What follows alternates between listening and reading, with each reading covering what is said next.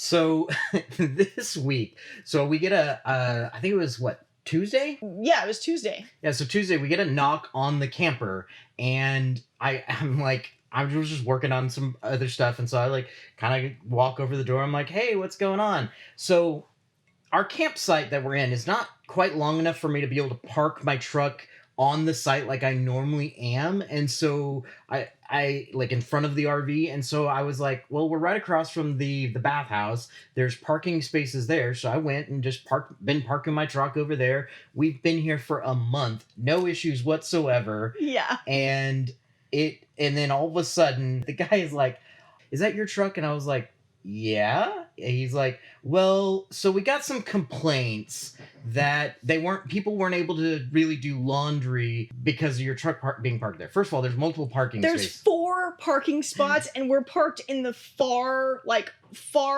left parking spot. And he's like, I mean, it's not a small truck by any stretch of the imagination, so we don't presume but to... I park as tight over as I possibly can. And so anyways, he's like, you can't park there anymore, you gotta park on the grass. And I was like, cool, well, so we're gonna ruin your grass instead. I was trying to save your grass, but sure, whatever. I know.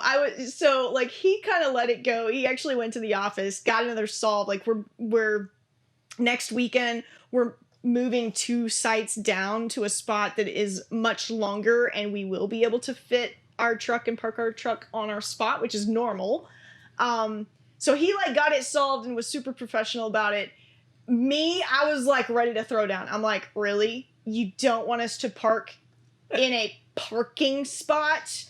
And when we're not blocking anything, we're not blocking the sidewalk. It's a parking spot. It's not designated as only parking for a certain period of time, or only parking if you're going to use the bathhouse. It is literally just a parking spot. And I'm like, so people are complaining that we're parked in a parking spot. I was like, really? Which, thankfully, prompted today's discussion.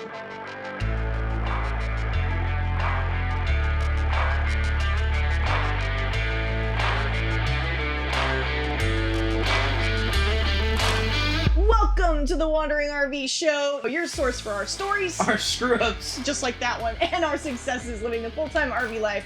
I'm your host, Kara, the Wandering RV Babe, and this is my driver, Ryan. Howdy, everybody! Hey, what's going on? So today we're going to be talking about what campers really want to know from the campground, and what campgrounds really want their campers to know. Exactly, and our pick of the week is pretty cool. It is how to find the perfect campsite for your next camping trip. But first, we want to shout out last week's top gifters. Yes, we do. Sorry, I got distracted by chat. RTF has a good question. We will get to it here in just a minute because it is on topic. But first, our top gifters from last week were Sires 1969, That RV Tech, David Gritman with 2 T's and 2 N's in your name, and Val MK Lady. So thank you guys so much for gifting during last week's show. If you give gifts this week, you might get a chance to get shouted out next week as our top gifters. RTF asked a really good question. Was the park full? Not entirely full, but it was a lot busier than it is during the week. But like, we came in on Labor Day weekend. We've been here for 4 weekends where it fills up every single weekend. And then this weekend, it definitely got busier, right. But it wasn't, I mean, it was just another weekend. So yeah. Well, and that was the weird thing, was when they told us that we had these complaints about parking in a parking spot, the other parking spots weren't full.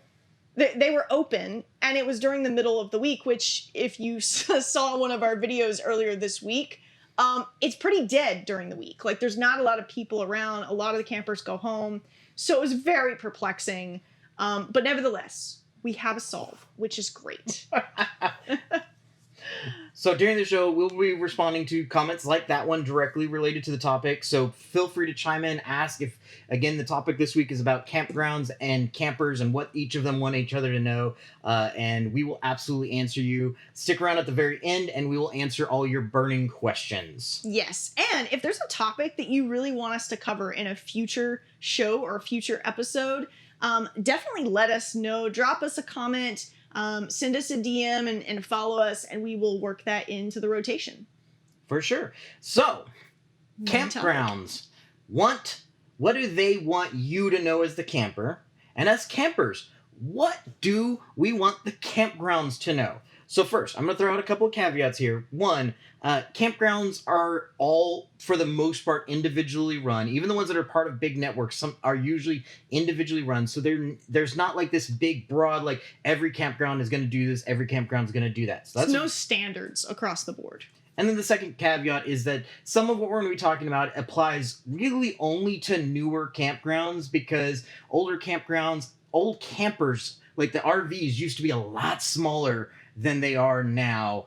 And so things were kind of designed differently, and nowadays it's gotten a little bit more complicated, and that's why there's so many rules and so many things to try and work through. And it's really frustrating when you're driving in. For me, I if I've never been to the campground before and I give you the size of my rig campground, I'm expecting you to put me in a spot I fit in, which didn't happen. Right. Well, and that's the other thing too, is we have an extra disadvantage because we're part of the Big Rig Club, and you will see that sometimes with campgrounds where, like on their website or on different review sites for campgrounds, they will say it's Big Rig friendly. What that means is that they have accommodations, they have sites that are big enough to accommodate these huge, big Class A's and these huge, big fifth wheels and travel trailers that are really long, and still be able to let you park at your site. Yeah, I mean, I think that's the part that annoyed me the most about this campground in particular. Is it's a new campground built within the past couple of years, and they have sites like the one we're at. This one's not so bad. Like, this would fit up most campers that just aren't huge campers. But then they have some small ones that are like really, really super tiny. Like, all you could really fit is like one of those teardrop styles.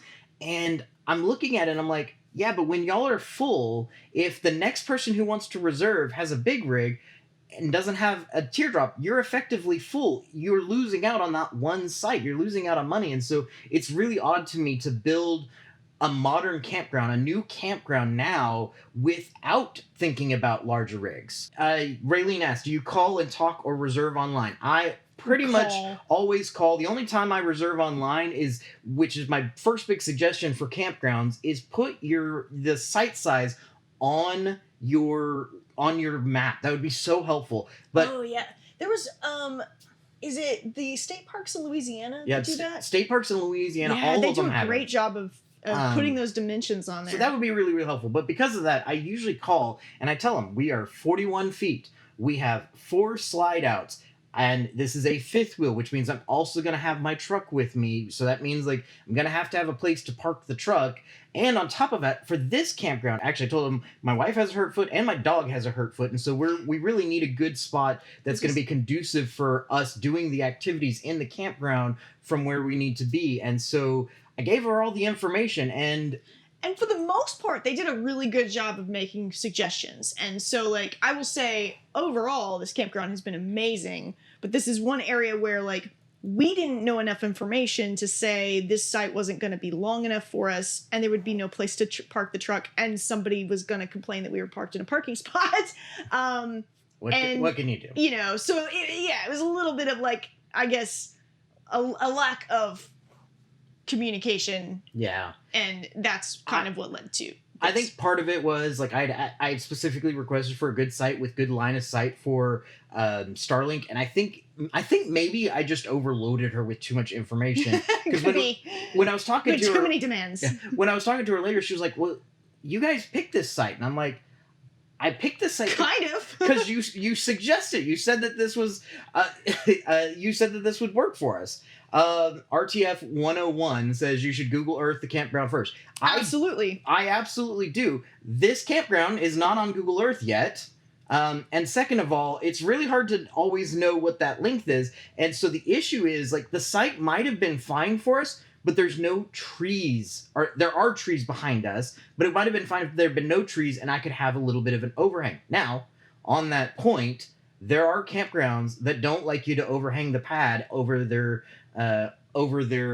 grass. Yeah. So tell them what you mean by that. So your camper, obviously, you have your struts and your when you're on a cement pad, you can pretty much back up all the way to where your rear strut is on the cement pad. And sometimes you can actually go farther and actually just put your struts on the ground. Yeah. But when you do that, part of your camper is going to be hanging over the grass, which means for some campgrounds that is going to kill the grass, and they're not going to be too happy about it. So there are some out there who will absolutely be like, no overhang whatsoever. So that's when they say overhang, that's kind of what they're referring to. Yeah.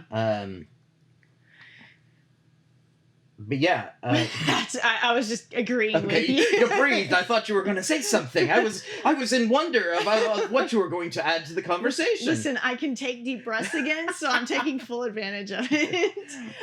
Yeah, Raylene brings up a good point. There are some campgrounds that will ask you not to overhang so that they can get to it with the mower and they can cut the grass behind there so it doesn't get really tall and uneven. So obviously at this site I didn't have any choice because of the trees, but come to find out, like the facilities guy I was talking to, like he's got a big rig like ours as well, and he just overhangs. And so I found a site with no trees behind it that's a little bit longer than ours is already, plus there's space for me to overhang, and so that should be enough space for me to park my truck in front of it. So I did pick my site this time. Yeah, and we picked the site knowing and being able to like lay eyes on it and look at it ourselves, which is great. But this whole experience we started talking a little bit about it, and we were like, there's certain things that we as campers would really want RV parks to know and campgrounds to know, of like, here's the things that are important to us, that are things that are kind of sticking points sometimes for campers. But then as we were talking about it just amongst ourselves, we were like, well, okay, devil's advocate here. Like, there are a lot of things that campers do that probably annoy the hell out of campgrounds and camp managers. Yeah. And so that's where we came up with the topic for today. So there's a few other things that I think we came up with. Chat, we would love for you to chime in as well, of things that, either campers, it's a pet peeve for campers that if you are a campground owner, take notes. Yeah. And some things for campers to know of like weird rules that campgrounds might have, and there's actually legitimate, valid reasons for them to have those rules. So yeah, I know about 3 different campground owners and several managers that we've been at sites for long enough to really get to know and like hear kind of the inner workings of. And so like one of the things I hear a lot of campers complain about is site lock-in fees. Yeah. And I'm gonna bridge the gap, and I'm gonna talk about it from both people's perspective. As a camper, it is so annoying to have to pay extra just to have the site that I want. That used to not be a thing. It's now almost everywhere. If you want this site, then you have it. On the other hand, I've been talking to a lot of campgrounds. I was talking with the one we were up in Washington, and like, the lock-in fees are really important to them because it allows you as the camper to be like, hey, I want to be near my buddy. I want to be right next to them. And for those who aren't as concerned about it, they can kind of shift and move people around to make space. If you're coming in this weekend, somebody else is coming in this weekend, and somebody wants to come in the middle, they can kind of shift those together so that way there's a spot that's open.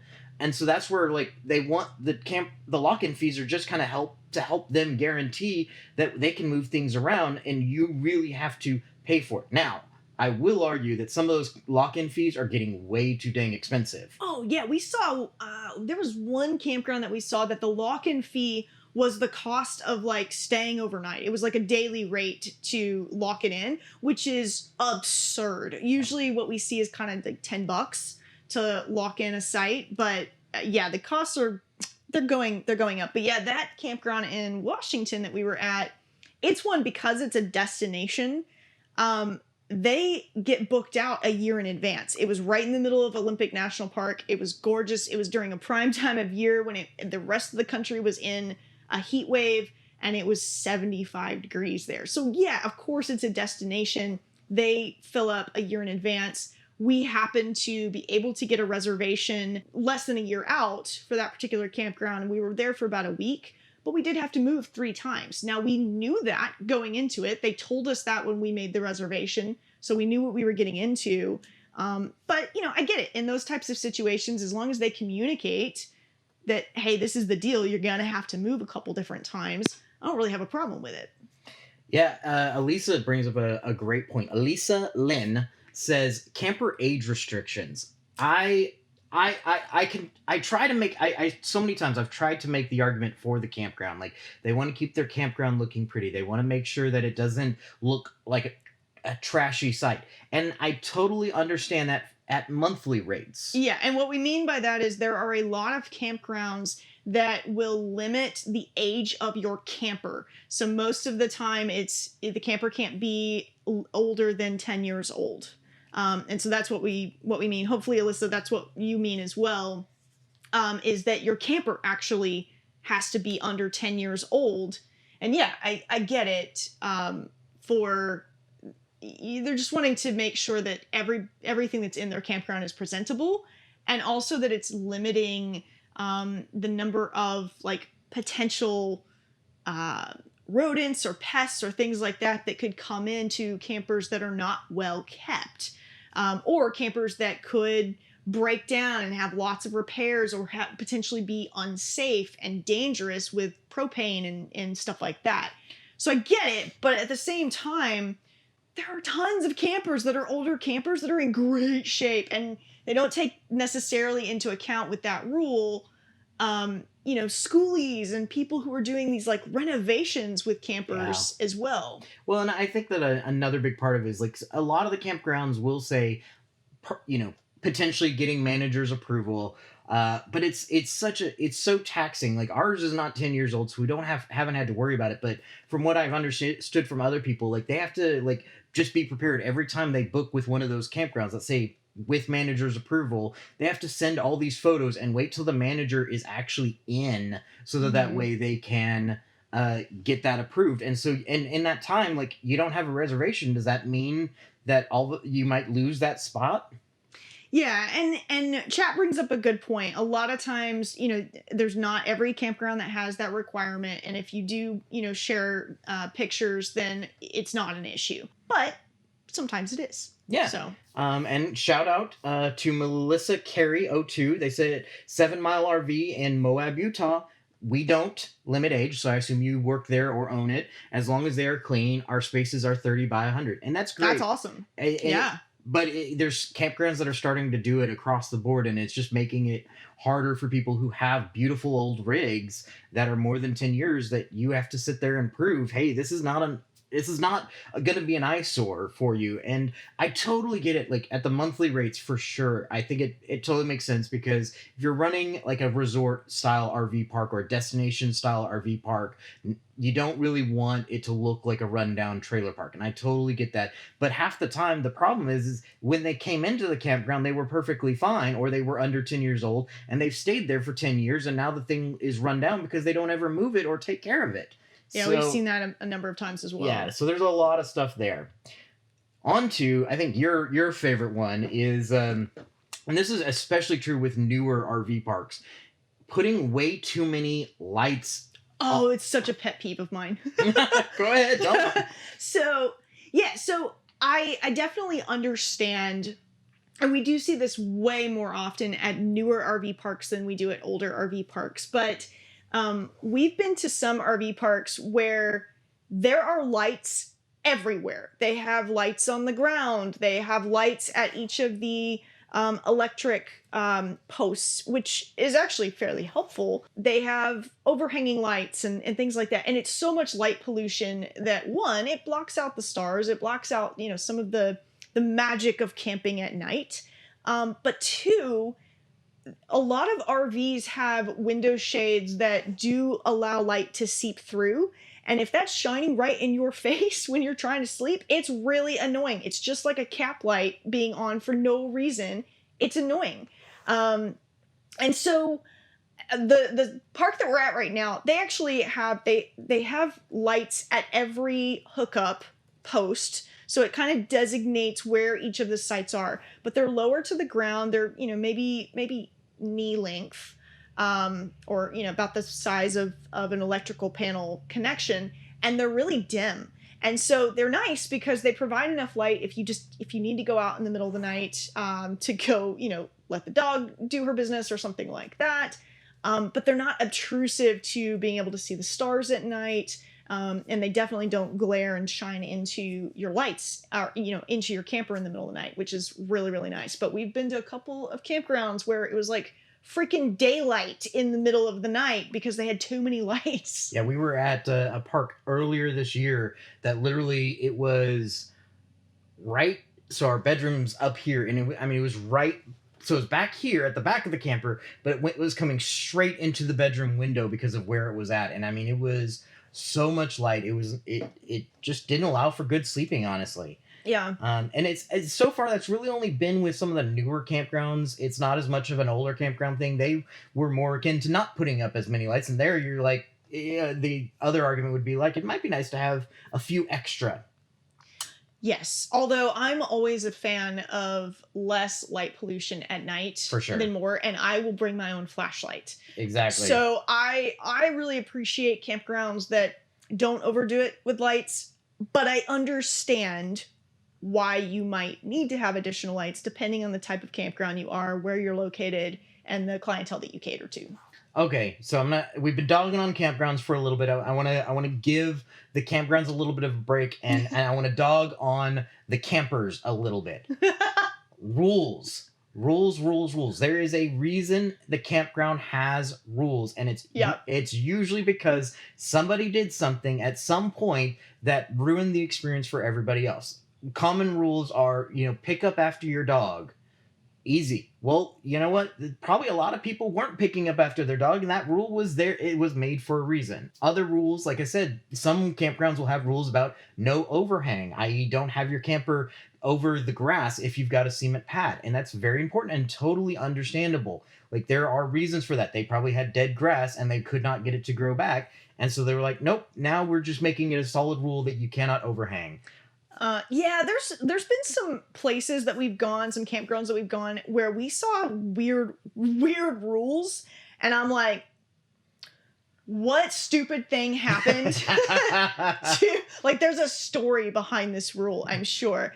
One of the ones that we come across quite frequently, and what's interesting too is sometimes, because again, guys, there's no standard set for campgrounds. Sometimes you will see all of their rules and they're printed in the welcome packet that they give you, which is great. Sometimes they will tell you their rules or tell you additional rules when you just arrive. And one of those things, yeah, Alyssa's spot on. Some of them will say no outdoor rugs, no outdoor carpets because it kills the grass. A lot of times they will ask you not to drive on the grass. Yeah. So even if you are a big fifth wheel like us and you are having to back into a back-end site where there's all kinds of obstructions and there's weird things going on or it's a tight space, they're really particular sometimes about driving on the grass, and it's understandable. Like, they spend a lot of time and effort to maintain the grass. It's camping. You're camping. You want to be on grass that is comfortable and is lush and green. Well, and a lot of times it's because they've got sprinkler systems that cost thousands upon thousands of dollars, and if you run over it and then you're gone the next day, it's going to be really hard for that campground to get that money back from you to repair it because you're the one who caused the damage. Right. Same goes for like their hookups. Like, we were at a campground earlier this year. Oh yeah. And the owner, he like came out. It was a pull through site, so like super easy to get into. And he like came out and he was there, which I have no problems if you're very much caring about your campground, that he was out there just to keep an eye on things. But mostly he was telling me afterwards, he was like, yeah, I just honestly, I don't want people on the grass because it can damage our sprinkler system, and it's really easy for campers who may not be super experienced to hit like our electrical boxes, and those are very expensive to repair. We've been to a campground where somebody was backing in. Were they backing in or were they pulling? Either way, they weren't paying attention and they hit a electrical panel on accident with their camper, and it knocked out the electricity for like a whole row of us. You individually may, I feel like, we may, in this group of campers right here that we're all talking, may be really good at backing in and pulling into sites, but there are so many new RVers out there who aren't, and it really, you don't know when somebody drives up as the campground owner or manager or whoever they are, whether or not they're going to be skilled enough to be able to maneuver this really, really well, whether they're going to understand, again, like every campground is different, that we don't want you driving on our grass, where other campgrounds, like the one we're at right now, they don't care. Yeah. I actually really appreciate when somebody comes out to kind of help you get settled into your site, because one, it's just an extra pair of eyes. And two, if you're not as experienced with maneuvering your camper into a campsite, it's really helpful to have somebody who can help spot you and help make sure that you get in okay. Because that part can be really, really stressful if you're not used to it. And so having extra help, especially during that time, is really nice. So I don't mind it when they come out and they want to help get us, put into our site, even though like we're very experienced doing it. We do it all the time. We've been doing it for many years now, and we kind of have our own system and our own like kind of shorthand code on how to, especially in a back end site, how to get backed in. But most of the time they're very accommodating, and I get it.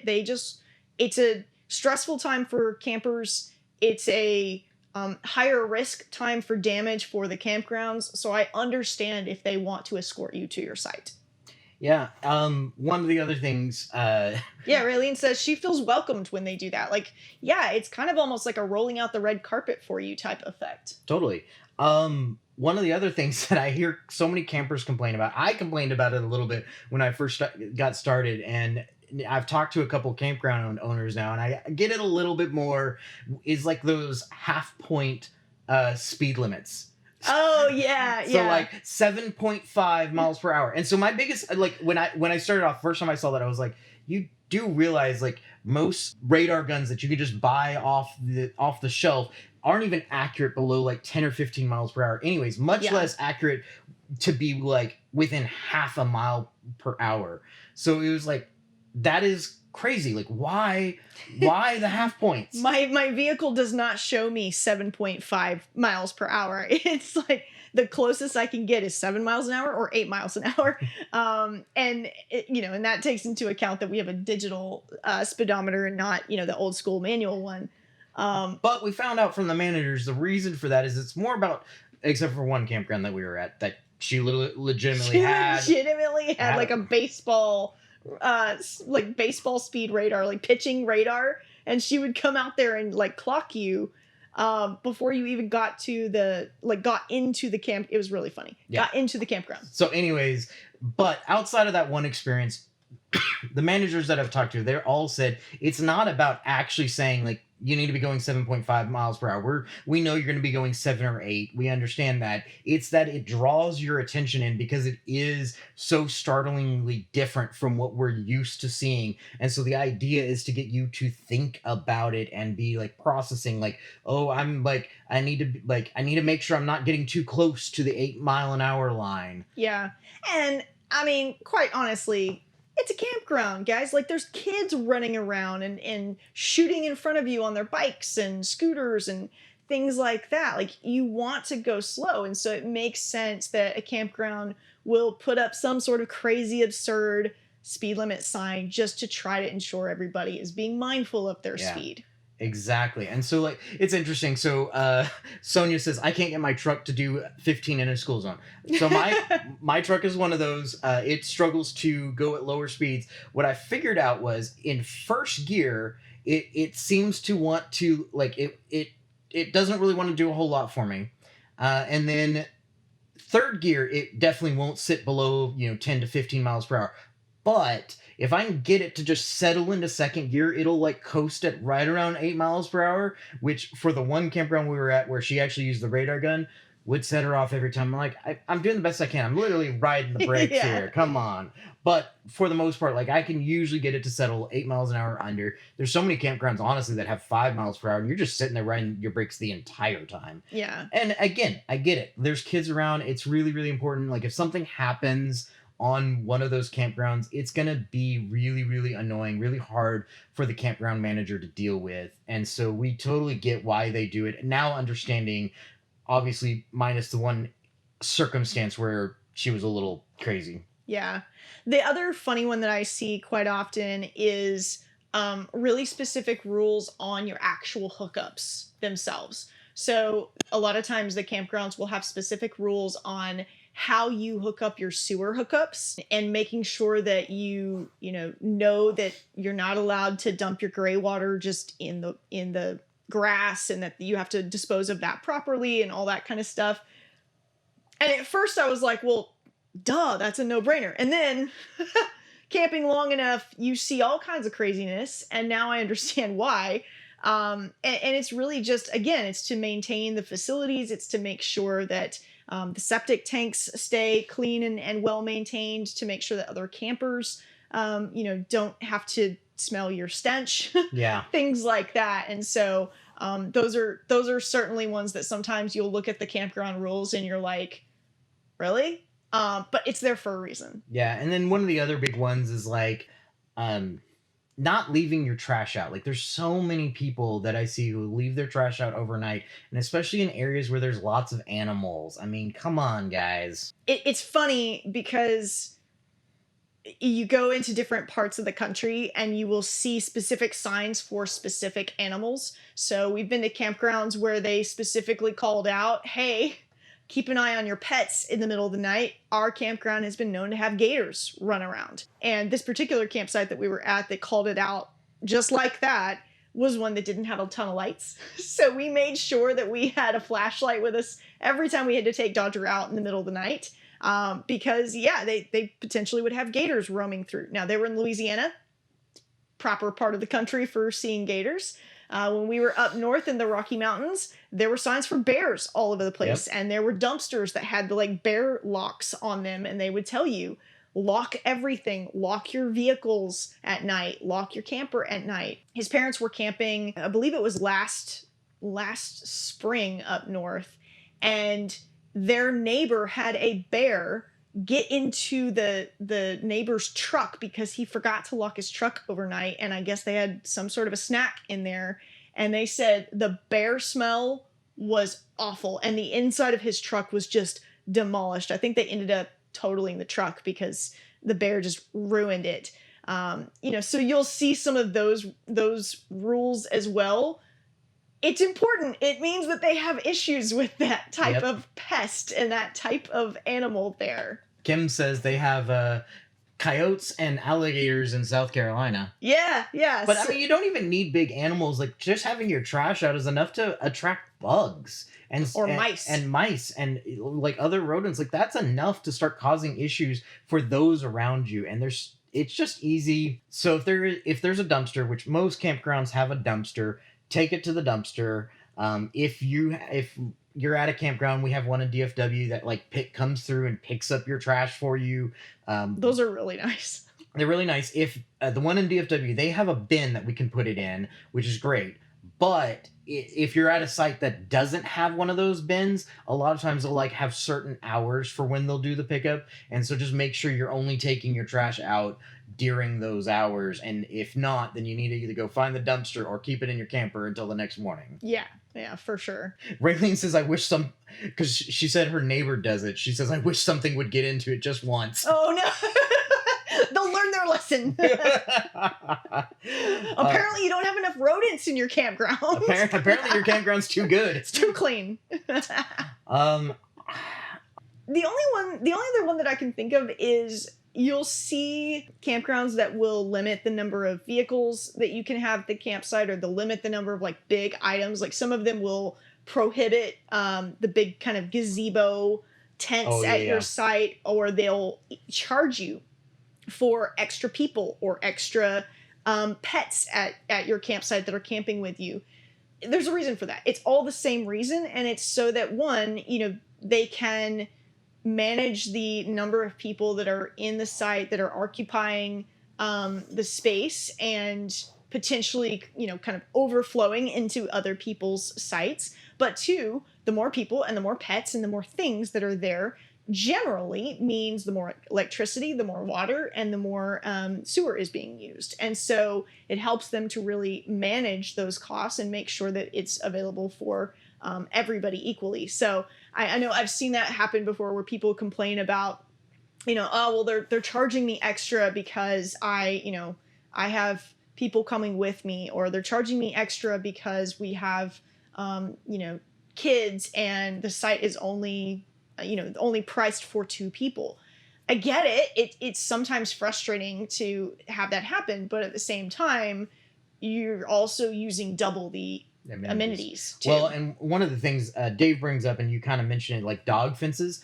Yeah. A lot of them won't allow dog fences because it just encourages dog owners to leave their dogs outside bothering people. Like Oh yeah. I've been next to people who had their dogs out in their little fence right on their side, which is where I have to go to work on sewer. And so I'm going over there to work on sewer every single time. They're just barking at me. Yeah, and nonstop all day long. And there's actually some states and some cities that have rules around that and rules against that. But yeah, that's another reason is, because it discourages people. If you don't allow dog fences, it discourages people from just leaving their dogs out and not being responsible pet parents. So, I mean, again, it kind of goes back to what we were saying earlier. Like, where there's rules, there's probably been a circumstance where somebody took it too far or did something in a way that made it to where, like, some of the rules that don't make sense. Somebody did something that made that to where they had to have that rule because it was ruining other people's fun. Yeah. And that's just not okay. And, honestly, part of the adventure is learning what the rules are of that campground, because they're all different. Except when you tell us that not to park in a parking spot.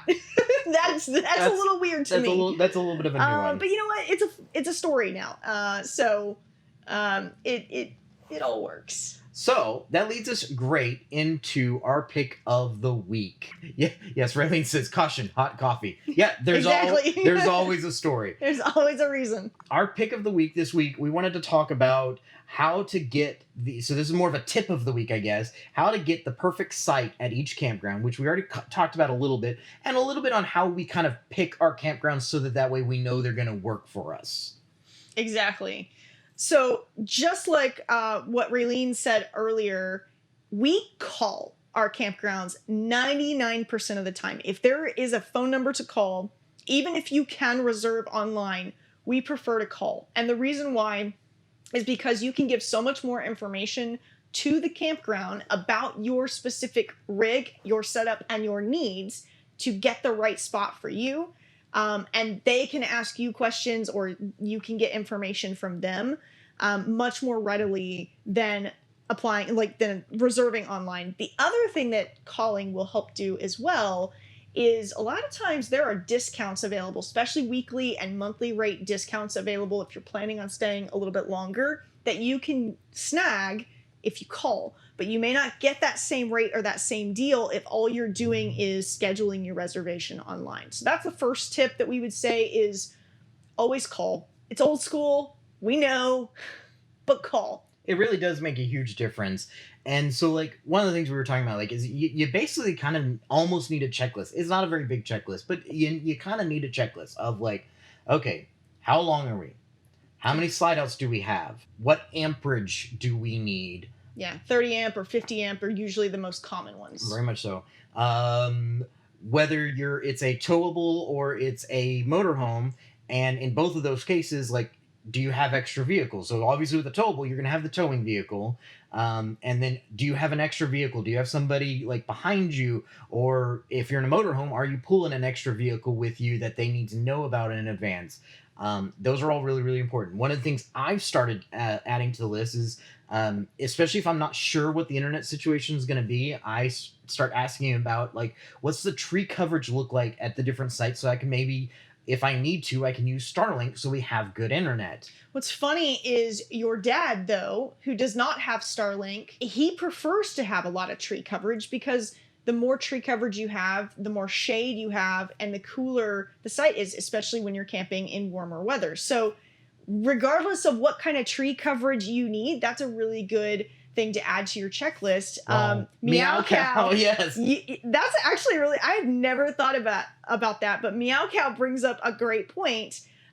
She has a hammock tent that she likes to use. And so knowing about the tree line and whether or not you can string up your hammock tent at your site or near your site is important as well. So we're actually camping next to some folks. They're about 3 sites down from us, and they have 2 really big mature trees at the back of their site. And so they have a hammock up, and I'm like, oh man, I wonder if they would let me just go like lay in the hammock for a little bit, because our site does not have trees that would handle a hammock. It's nice to see you too again, Meow Cow.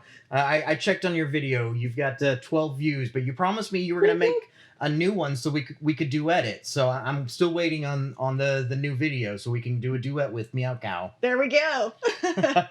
So the other thing is, we talked about it earlier, is you definitely want to look at Google satellite images. Now, that's not always going to be accurate because they're old. They're usually anywhere between 2 to 5 years old, depending on all the different things around the area that cause different rules to apply. So you may not have the current up-to-date version, but it gives you an idea, especially if the campground's been around for a while.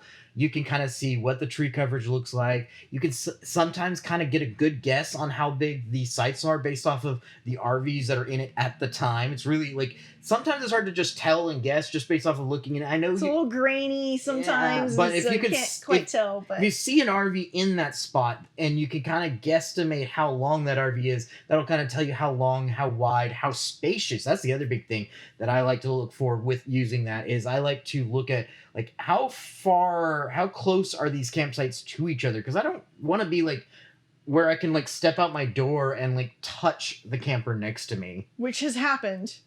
We've definitely been at campgrounds where we've been really, really cozy with our neighbors, much more cozy than we wanted to be. But then we've also been at campsites where we had tons and tons and tons of space. So it really just depends on the campground. But yeah, you're going to get a better view if you do, kind of the Google satellite search. Yeah. And the other thing is obviously you can look at reviews, sites like RV Parky, which is completely user generated, or Good Sam, which is somewhat user generated, somewhat they kind of moderate it themselves. And then there's others like Compendium is a good one. All Stays RV is a good one. There's quite a few out there that are user generated sites that you can get reviews off of, and Google itself you can get reviews off of as well. Of the campground. Meow Cow asked, why would they even make sites that close? Because more sites means more money. Exactly. And so and that's kind of one of the things, is you just kind of have to use a bunch of resources. I think calling is really, really helpful, having all your details, giving them everything that you can. I like to have grass right near the site because my dog usually stays up with me and then she goes out for her last poop of the night. And so I like to not have to take her over to the dog park just to go poop. And so I like to have a little bit of grass just nearby for that last one of the night. And I pick it up and take it to the trash. But at least we're not having to walk all the way down to the dog park or whatever just to do that. Or there's been cases where dogs get sick. She got sick in the middle of the night. It's really nice for her to just be able to get out there, get to the grass, throw up or whatever is going on. That's gross. And in that way, she's not doing it on our cement pad or anything like that. It just makes it a lot easier. And so I like to have sites that have some grass to them. So I ask about that. Asking questions is always helpful. Yeah. Obviously, my one big thing that I think I might add to my list is I might start asking how long is the actual pad, if it's a cement pad, how long is the site? If I can't tell, or in the case of this campground, the Google satellite wasn't working, I might start asking how long is the site, just so that way, because I know hooked up I'm 56 feet, so that means the site actually needs to be at least 60 plus feet for me to be able to park in front of it once I unhitch. Yeah. And so that's kind of a new question that I might be asking if I can't see it or they don't list it on their site, which I think would be an amazing thing. Yeah. Raylene just shared that the campground she's at just got a dog park, so they just put one in, which is really awesome and super convenient for people with pets. That's another thing to ask, is depending on what amenities you're looking for, and maybe you're not looking for any. Maybe you're like, you know what? I just want to go to a state park or a campground that's super rustic and I just want to set up shop and do my thing and not worry about any amenities, you can ask that question as well. So knowing, what amenities they have. Sometimes they will list them on their websites, which is great, and on some of these review user-generated sources. Sometimes they don't, and so that's always a good question to ask as well. Hey friends, thanks for camping out with us tonight. It was fun to chat with you guys. We'd love to stay connected. We are live every Thursday at 8 p.m. on TikTok, 8 p.m. Central, that is. So give us a like, give us a comment, follow us. Sometimes we're live more often than that. And check out our website at beacons.ai/wanderingrvbabe. That's beacons.ai/wanderingrvbabe. And we'll see you next time, guys. He's like just miming as I'm talking. Bye, guys. Bye. Y'all are awesome. So now we are at the Q&A, but story time. I got to tell you guys a quick story.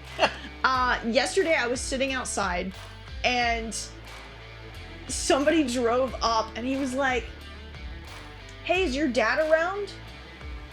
I'm just gonna let you guys sit with that for a minute, because I was so confused. I was like, is my dad around? Like, I don't get carded at the liquor store anymore. Do I really still look like I'm young enough that I would be camping with my dad, or are you expecting to see somebody much older? And then he walks outside and the guy's like, "Oh, hey." And I guess he had met you at one point earlier.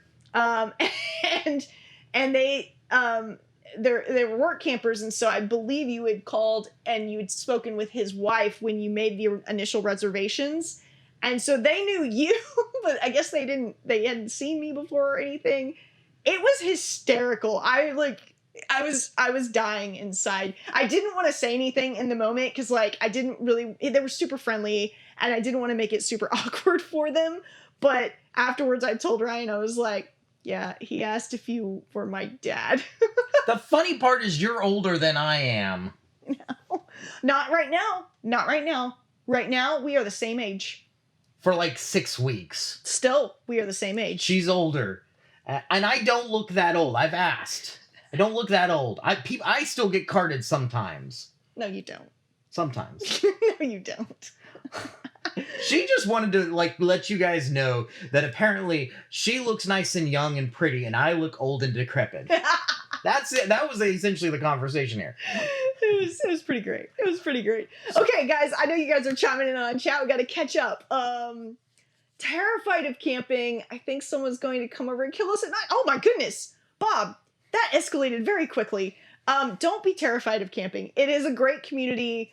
And I would highly encourage you to camp in campgrounds first that have hookups, that have neighbors, that have people that can help you. Because I would think that, and for us, when we first started camping, what was more intimidating to me was just managing the tanks and just navigating through operating my camper and figuring out how that works. So, that was more of the terrifying thing.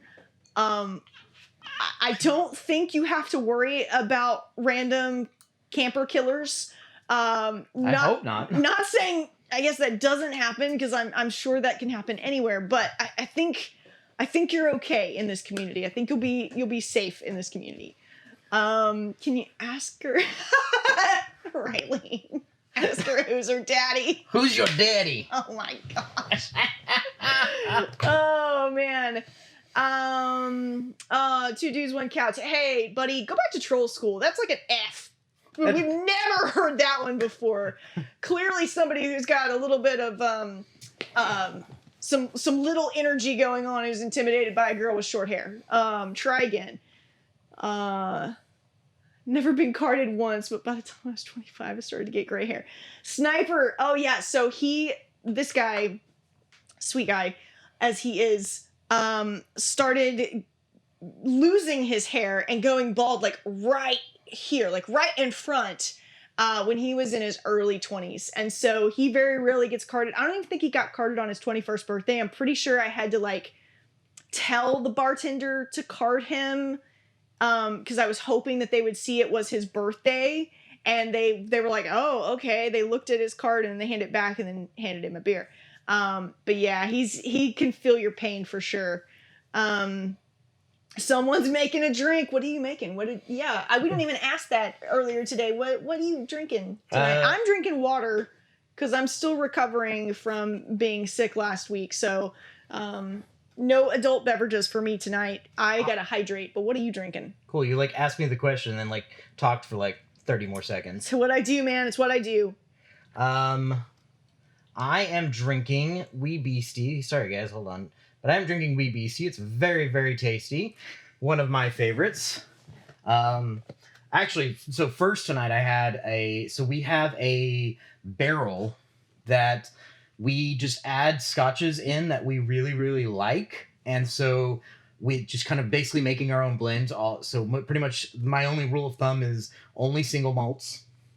So we're making our own blend. Wee Beastie is one of the single malts that does go into the barrel every once in a while, but it is also a very young, used to be very cheap. It's still cheap, but it's getting a lot more. It's getting a little bit up there now.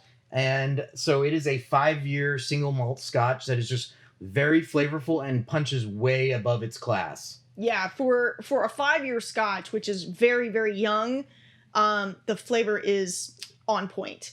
And it really holds up to some of those like 10, 12-year scotches as well. So Stephanie, I know we've done RV tours before. We have had plenty of RV tours on our lives. Unfortunately, we're locked in right now. We're in a new setup, and we have a plan for being able to add some newer, better RV tours in down the road to our lives. However, it's going to cost some money. So for the moment, we are stationary, and so we might do a video or something like that down the road. But yeah, we do lives at other times during the week as well. That's not our show night. So during our show, we kind of have a little bit of a different setup. It's a fancier setup for us, but it's not super mobile. So keep an eye out for us. Give us a follow and keep an eye out for us coming live at other times during the week, because that's usually when we'll go live on just a phone, and then we can just walk you guys around and give you a tour then. Bald is beautiful. Just go with it. I agree. That's why I shaved my head. I agree. Em heard the cork come out. Em knows. You're in tune with the cork pop, knowing that there's something tasty that's about to be poured. Okay, Army Navy, you're gonna have to give us a lot more details for a recommendation. I'm gonna buy an RV tomorrow. Oh wow. If I were to, would you advise me to get good and bad? That depends on your situation, how you plan on traveling, where you plan on going, how many people are a part of your family, how many of those members of your family do you actually want to come with you, or do you want to make them feel uncomfortable so they don't want to come with you? Like, there's a lot of questions there. Give us some more information, and I bet we can make, at least a recommendation for you at that point, or at least some to kind of check out.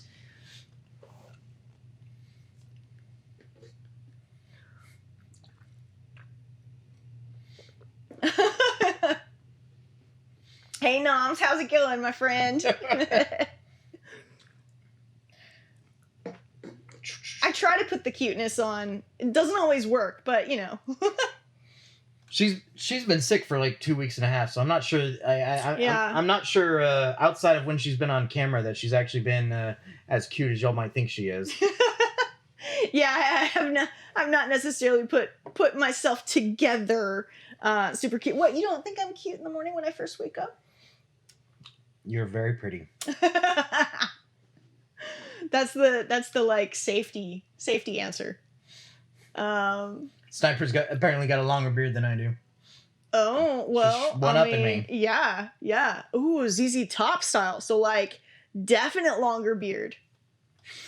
Raylene asks, is plastic on outside windows better than inside for cold? I don't know. We have used Reflectix on the inside for kind of keeping the insulation in. I've never heard of using plastic. I've heard of it, but I haven't done it. So We clearly haven't done it, so we don't know. Maybe you'll have to try it and like test it out, and then report back. Yeah, Tell maybe us what you it's your find. time to teach us. Spoken like a true husband. Yes, RTF. He knows how to speak my language. But yeah, I mean that's the thing, guys. Is we'll keep it real. If we don't have experience in something, like RV life is actually pretty nuanced, and we learn something new all the time. I think there was something you learned new the other day. I forgot what it is now, but yeah, so if we don't have any experience in something, we will tell you. We're not gonna BS you. We're not gonna try to tell you what's good or what's not if we don't know. Well, I think what with what Sniper's saying, like plastic on the inside, like it'll keep the plastic from degrading over time is very valid. So that would probably be the best place to start. Yeah. Is on the inside, just so that way you can kind of see what the effect is. So the Reflectix is actually pretty dang good for winter as well. It's good for both winter. It will and actually summer. help keep some of the heat in, keep some of the heat in, and so that way it doesn't get as cold as well. So the Reflectix will actually do both temperatures. Yeah, the only thing that I don't like about Reflectix, and possibly just plastic as well, is it, depending on whether it's clear or not, is you feel like, at least for me, I feel like I'm in a cave if I can't open up the windows. And I get it. It means that like the camper's not as insulated as it should be. But I don't know. Sometimes I'm just like, I can't bring myself to put the Reflectix up because I want to be able to see outside. So it is what it is. What else? What else we got? Can you change a tire? Or I don't know if there's any subtext to that question, but yes, I have changed the tires on our RV twice on my own. Obviously, we had a blowout. Discount Tire ended up doing most of the work with the blowout, but when it blew out, I was the one who changed it there on the road. I changed it back before we kind of hit full time, and because we actually had a bad wheel, and so I had to take the tire and the wheel into the shop to get a new wheel and then put it back on. So yeah, I mean I've definitely changed it a couple times. Technically changed it 3 times because I had to take it off and put it back on, and then obviously the blowout, I took it off and put the spare on. But yeah. Yeah. Polk Life asks, least favorite part of RV life. Theirs is black tank. I definitely wouldn't say that the black tank is the worst part of it. I mean, if you once you kind of have a good rhythm with your black and your gray tank and everything, I don't know that the black tank's really all that overwhelming. Least favorite part. I would say when it's hot outside, you whether you have Reflectix up or you just use like a window thing, you're kind of losing that inside outside feel. And so I would say that like that's the saddest part, is if you are in a hot environment, you're losing kind of that open all the windows and just be able to see outside. And so that's a little bit unfortunate.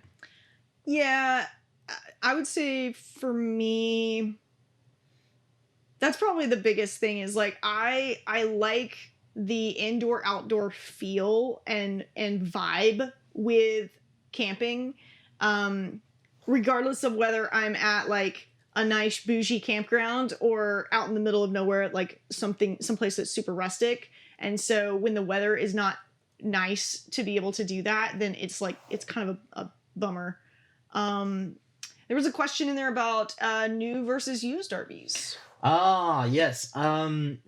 So there's a lot that goes into both of those. I would say that the most important part is honestly getting your RV inspected, new or used, because there can be there were things that they missed on our RV, like the overflow for our fresh tank was not properly hooked up.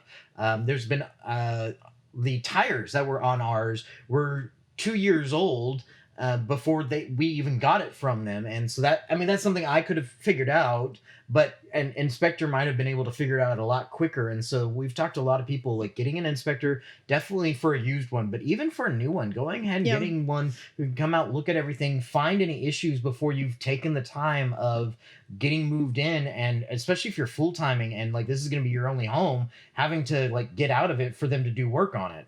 Yeah, I mean, the other kind of things to think about with new versus used are, with the new one, it's going to generally come with a warranty, which is great. Warranty is not going to cover everything, but it is nice to have.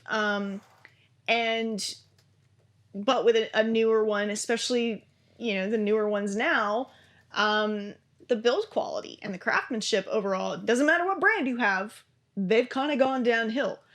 So sometimes you can get a very gently used RV where maybe somebody bought it, they took it out a couple times, and they realized, this wasn't for them, or they're not at the right phase of life to be able to do this.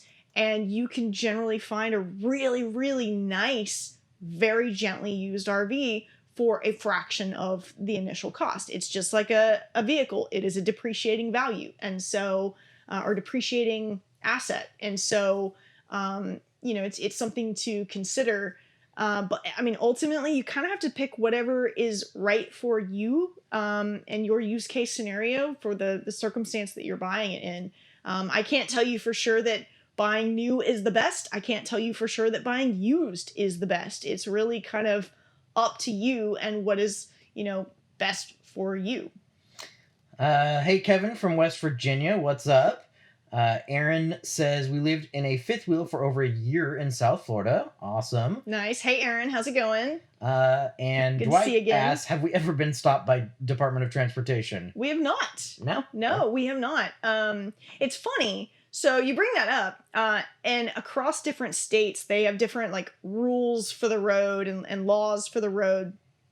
And you'll see sometimes different signs that say like trucks can't go into a certain lane or that trucks have to stay in a certain lane. Sometimes that is applicable to RVs as well. Big RVs like ours that are considered big rig RVs. Sometimes it's not. Sometimes it's only applicable to like commercial trucks and commercial, vehicles. But we generally, just because we're the same size for the most part as an 18-wheeler, we're not as long as an 18-wheeler, but we're overall, our dimensions are the same size. We go ahead and abide by those rules in general. And we never go above the speed limit, certainly. We really never go, much more than like 65-ish or so when we're towing. Like we stay at a very, we're not slow by any stretch of the imagination, but we stay at a pretty conservative and safe speed. So we don't really give them a reason to pull us over. No, I mean, on a straight road where usually your speed limits are pretty high anyways, we'll sometimes get up close to maybe 74, but a lot of times we're hovering anywhere between 65 and 70. I think a lot of times I just end up, if I'm going on cruise control, I'll set it to 68 just because it's a nice easy speed and you're saving gas while you're doing it, and so it's just I mean anywhere between 65 and 74, usually somewhere around 68. Yeah. Sniper says had metal skins and some tin pan. Only thing I bought was a door, and I built me what I call a hot dog. Are you saying you built your own travel trailer from scratch? Because if you did, that is badass. And I want to see a picture of it. RTF says, I have my own van. I use it when the windows are covered. People definitely notice. Yeah, so it's funny. When we were in Missouri, so Raylene, shout out to Missouri, last year, there was a family that came and they reserved a campsite, an RV site, and had a minivan.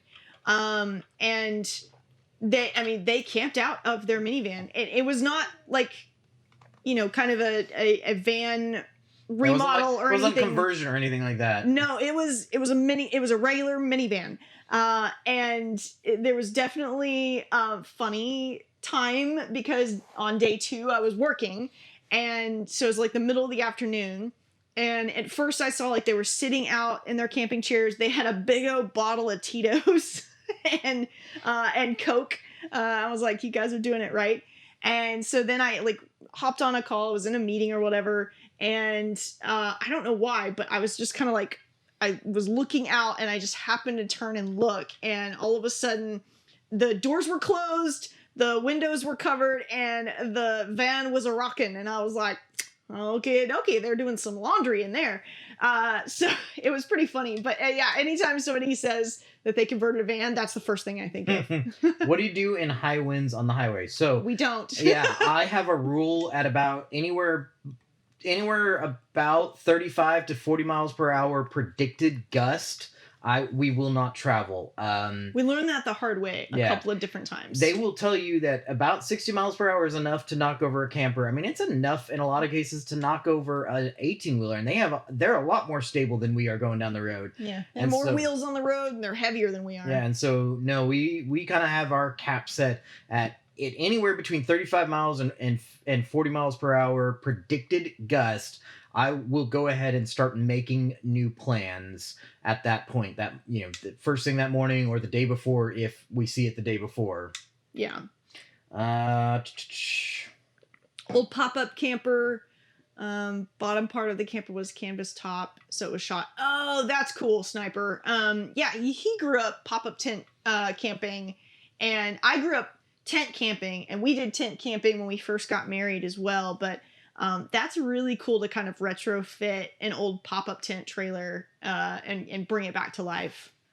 Water or whiskey? So mine is water tonight. His is whiskey. the correct kind of whiskey, Scotch. The kind without the EY, the kind just with the Y.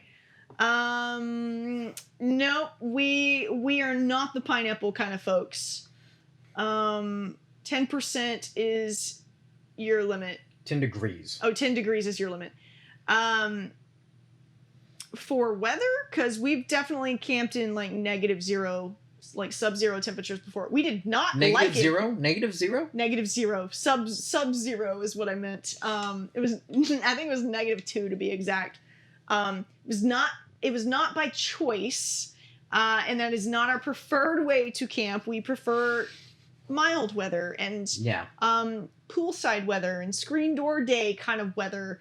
But sometimes you don't always get a choice. Yeah, JoJo was saying 10 degrees is the wind deflection. Yeah. I just look at what's the predicted gust, and that's just the closest I can really get to, because you're going to be at all different kinds of angles going down the highway. And so it's just easier for me to say if the prediction is definitely anything above 40 is an absolute no-go. Yeah. It's not that 40 is not safe, because it can be. It's that you don't know. That's the prediction. They don't know how bad it's really going to be. Could be higher. It could be lower. It could be higher. It could be lower. So if they're getting up to 40, that means you could get a couple of gusts that are like breaching 48. Yeah. And like I said, if you're at the right angle at 48 miles per hour gusts, you're flipping over. Yeah. We had a really crazy experience. I think it was our second trip in this particular camper, and we were driving and had these crazy crosswinds that were hitting us. They were around 50 miles an hour, and we had to pull over several times and wait for an hour or more just to wait it out. And then when we did get back on the road, we were having to go so stinking slow because there was like a dust storm that was coming in as well. So visibility was really low.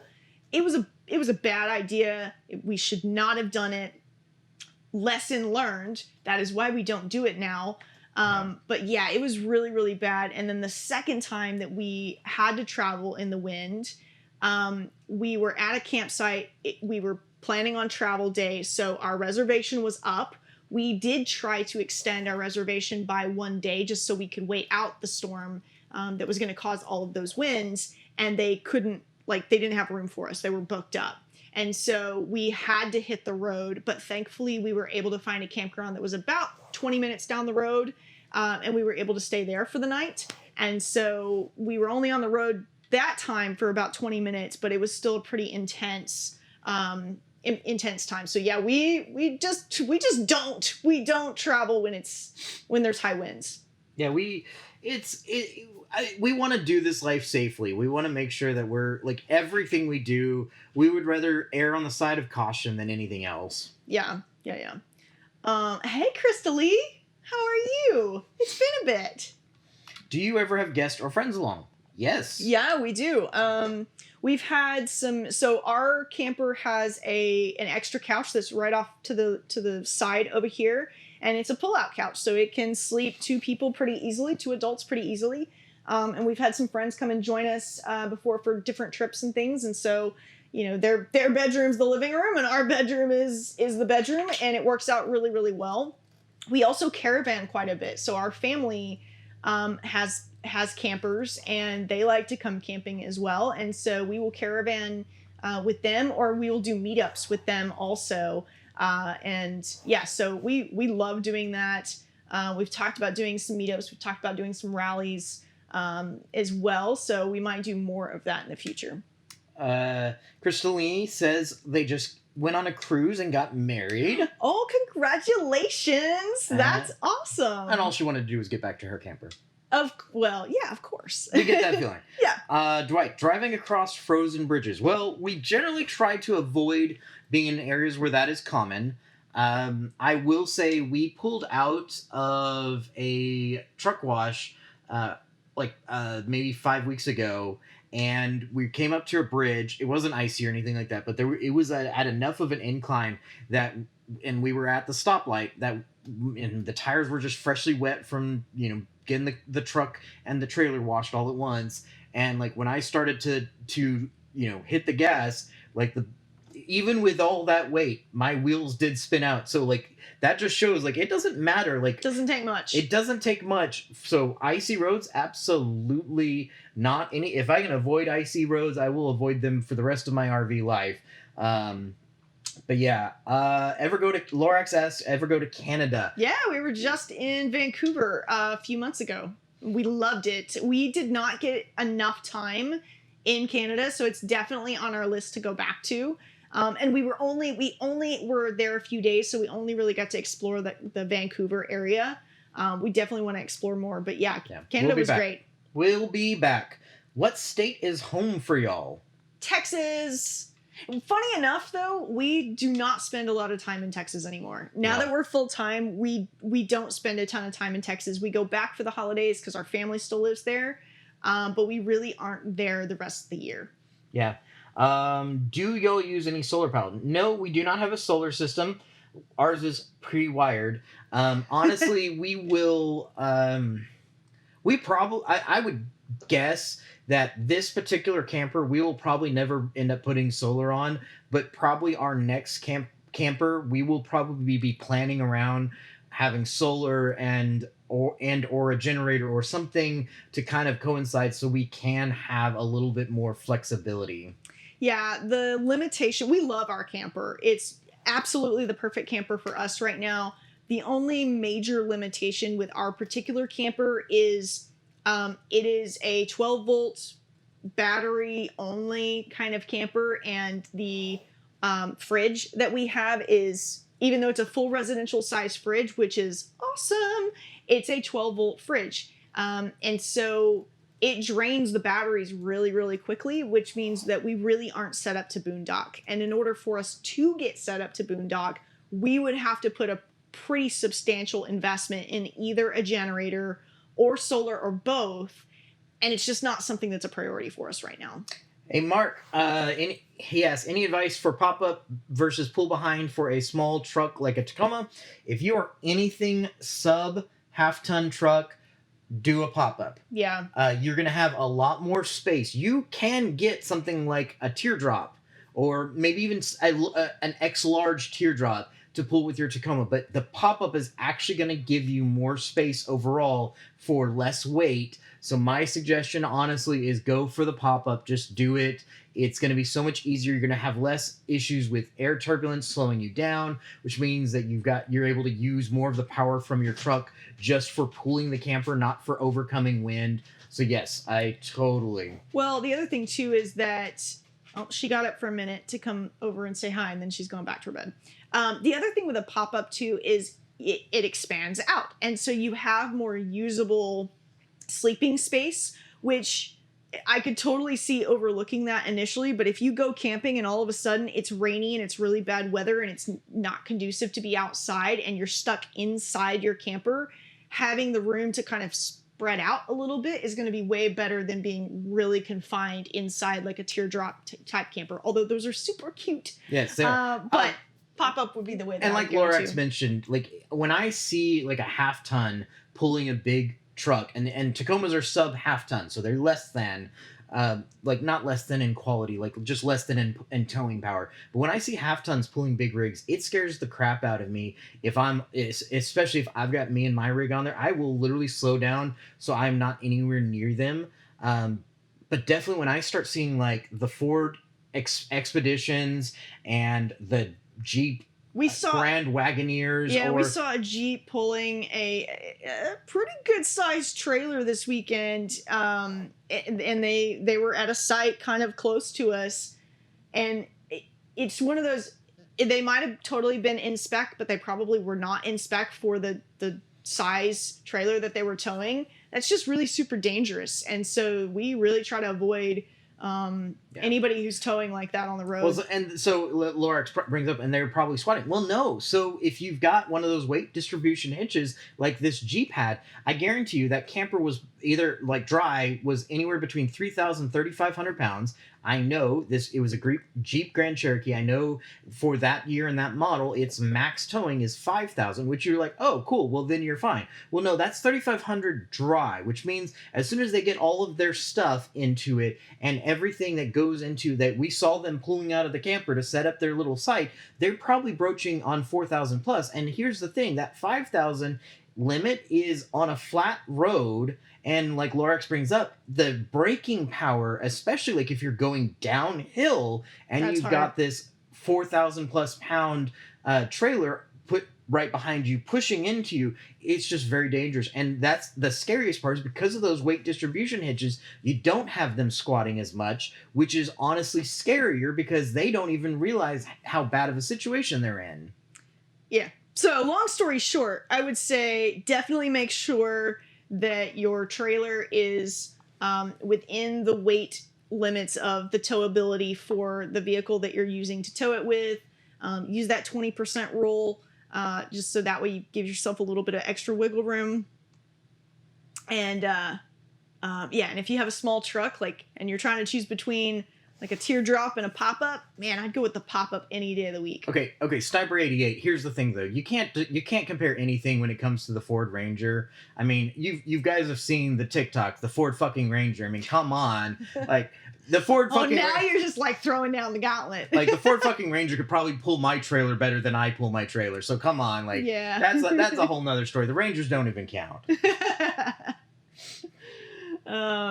Do you read the height of bridges? Yes, Dwight, that is actually a really, really good point.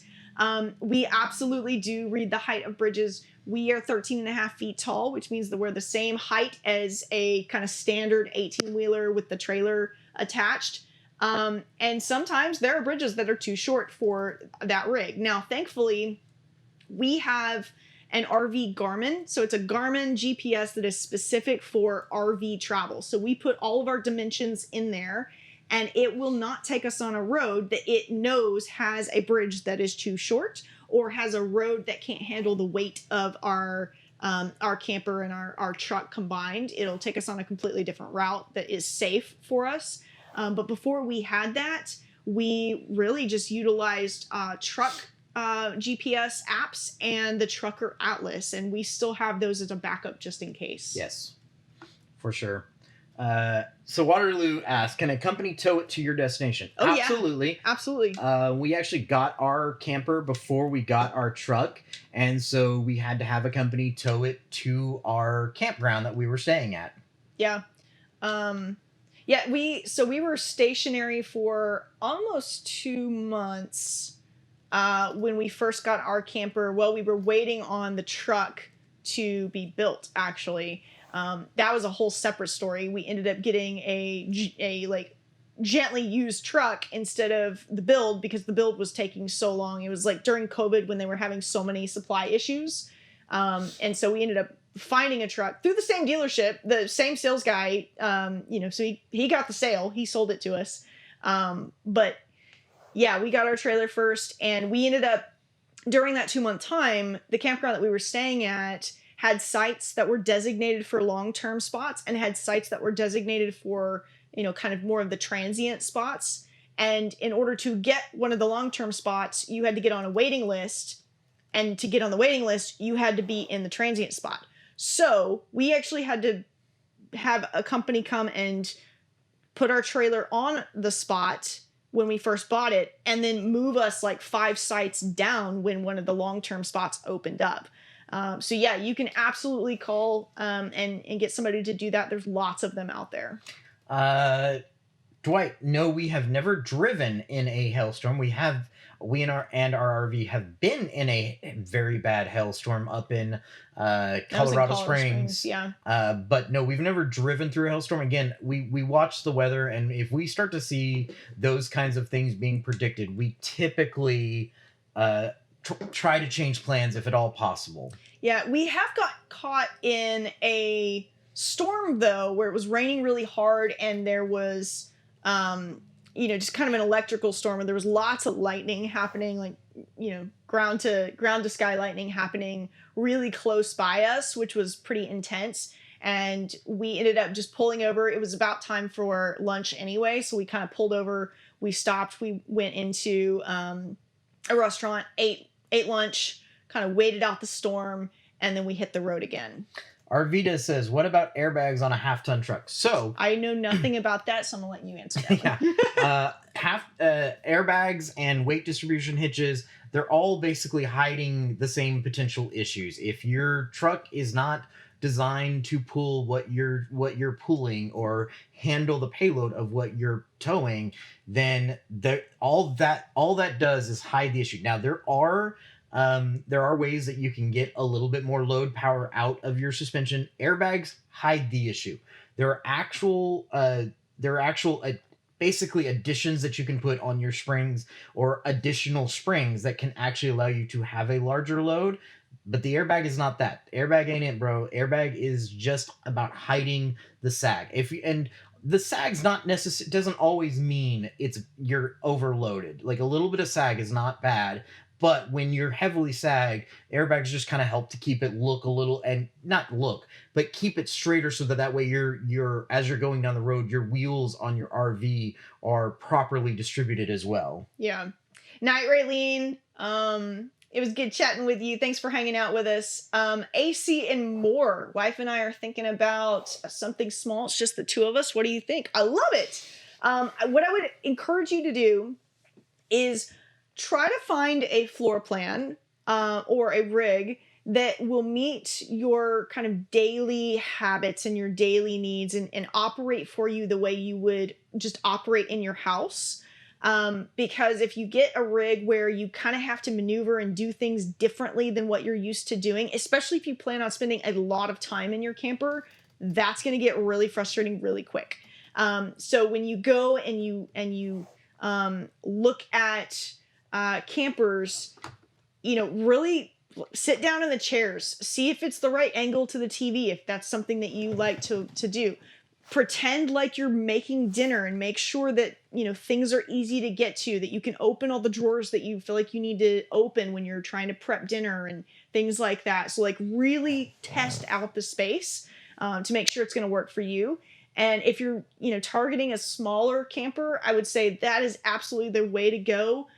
Just because, we love our camper, but she's massive. And there are times where we have trouble fitting into places because of how big our camper is. So the smaller you can get away with that still meets your needs, the more places you're going to be able to go. Yeah, I mean, honestly, looking at things like Class C's, you get a lot of space in a very small frame, that if it's just the two of you and you're, retired or don't really work in the camper, that can honestly be really flexible and small enough that honestly you can do some of your outings with maybe not even having to bring an extra vehicle with you.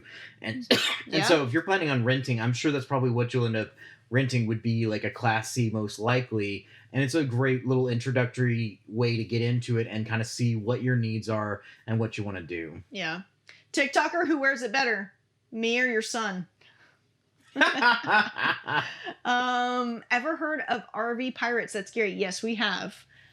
We definitely have, it's just like a carjacking.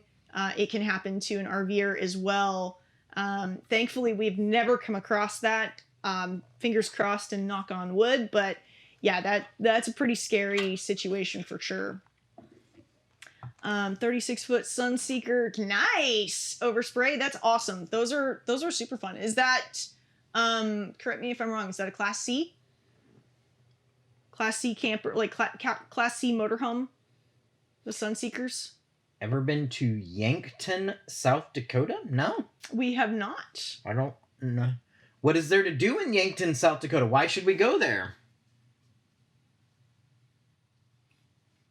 Thinking of renting one first for a trip or two. That is a smart idea, AC.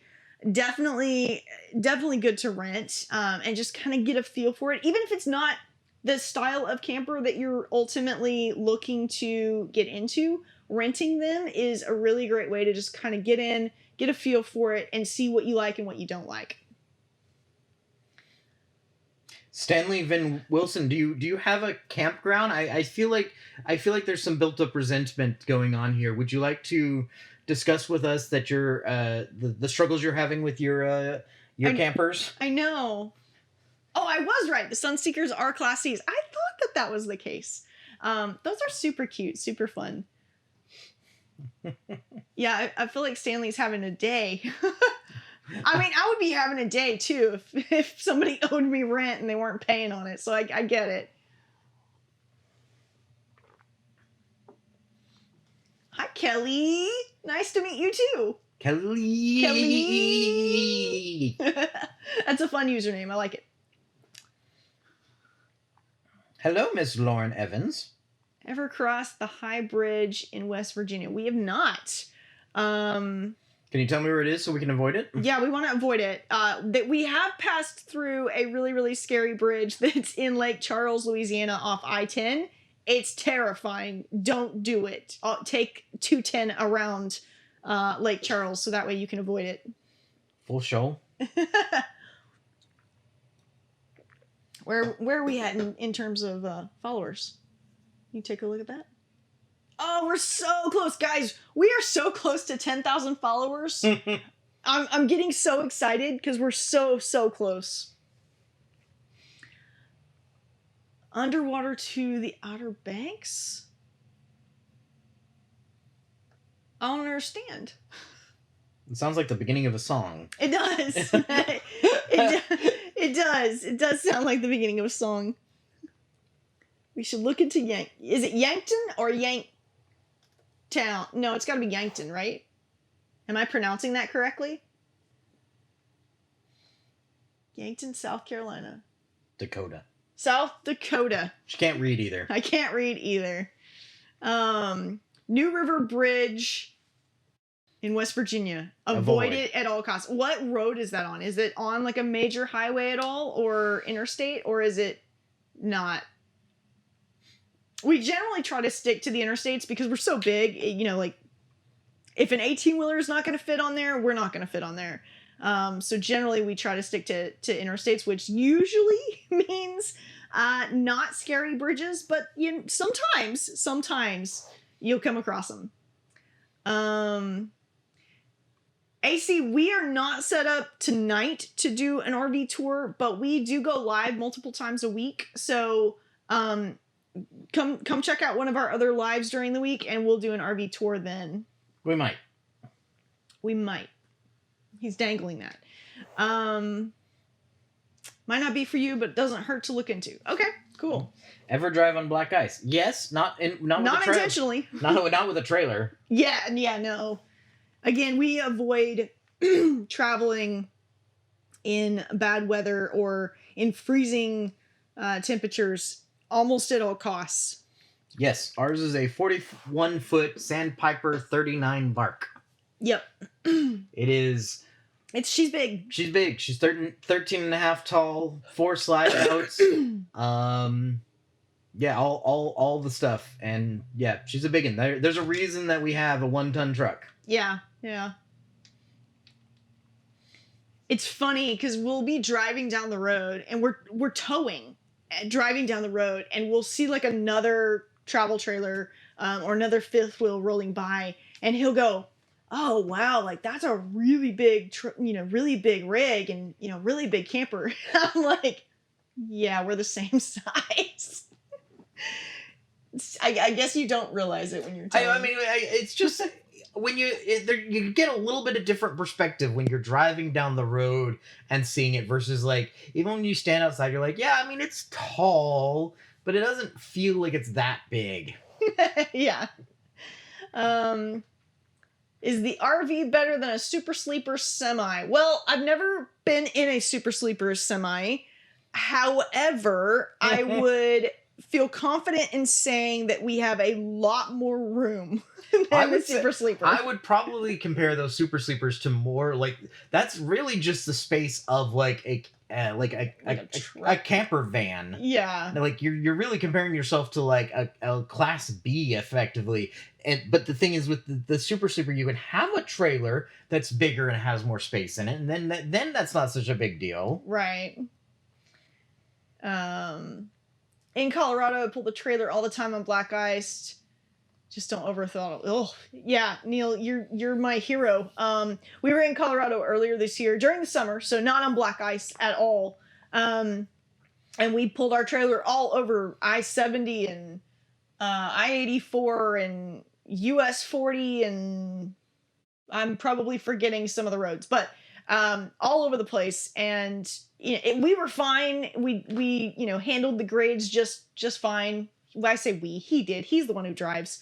Hence the name, the driver, Ryan.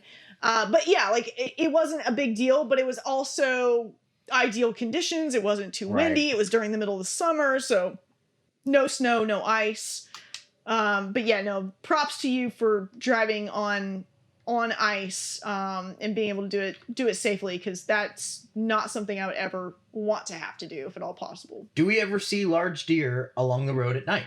Yes. Yes. But we also try not to get to our campgrounds after dark. So we typically don't have our RV with us when that happens. Yeah. Usually that's like we're out and about, we're exploring, and our camper is, set up stationary. And we, just like anybody else, we just have to be really cautious of it and aware of it. Hey, it's my favorite RV, normal human beings. I mean, if you're Superman, then I guess we're normal human beings, so I get it. I mean, it does make sense. Kelly asked, do you ever get nervous? Driving? Yes, I get nervous all the time when he's driving. He doesn't get nervous. He's like, oh, we're good. We're just like totally throwing our home behind us and all of our belongings. We're fine. And he's like cool as a cucumber. I'm the one who's freaking out on the inside and like, mashing my imaginary brake pedal on the passenger side of the truck. I don't know that I would say that I don't ever get nervous, but you don't show it. Yeah, I mean, you're usually pretty calm. There's not a lot that like, if you're playing it safe, there's not a lot that can generally go wrong. So that's at least the attitude that I have is like, as long as you're playing it safe, you're probably not going to screw yourself up. Yeah. The only thing though is zippy cars. Zippy cars drive me absolutely insane because they don't seem to recognize that big RVs, big trucks, big semis can't stop on a dime and can't turn on a dime. And so, when we're driving down the road, we're driving at a normal, appropriate speed for the size of our vehicle and the conditions of the road and everything. And all of a sudden we'll have somebody just cut in front of us in like a little tiny Prius or whatever, and either slam on their brakes or just not go a speed that's a safe speed to keep a safe distance. And that's really annoying. That's usually when I get more nervous, is when we get into traffic. But yeah, it's not normally a big issue for us. And he's a great driver, so. Are we feeling better this week after the crazy week? We are. Thanks, Janine. I appreciate you asking. We are feeling much better. It seems to be like getting better every single day. So every morning I kind of wake up and I feel like I have a little bit more pep in my step. And thankfully, this guy over here got his staples out of his head end of last week. Have you had him out all week? I think so, yeah. Yeah. So his head is healing. My whole body is healing. So we're doing better. WK5H. Just tell her she needs to buy you a grill, and then she won't do all the cooking.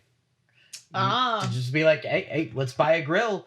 I'll get it. Make sure you get a portable one, so that way you can then get the RV afterwards, and be like, see, like I'm already doing all these. I'm doing all these outdoor cooking, like all these grilling things. Like, come on, let's buy an RV now. yeah, there you go. What's the weather like over there? It's gonna be cold then hot again. That's why we get sick. We're in Florida, Superman, and so the weather's actually really nice. It's 75 degrees right now, but it's been getting up into like the high 80s, low 90s, which is a little warm, but we have a pool at the campground that we're at, so that's helping to make it nice. Let's see. What do we do for work? We are both knowledge workers. So we work on the computer all day long, and as long as we have a good internet connection, we can work from the road, or not, well, not really from the road, but we can work from wherever we're at. I can't convince her yet.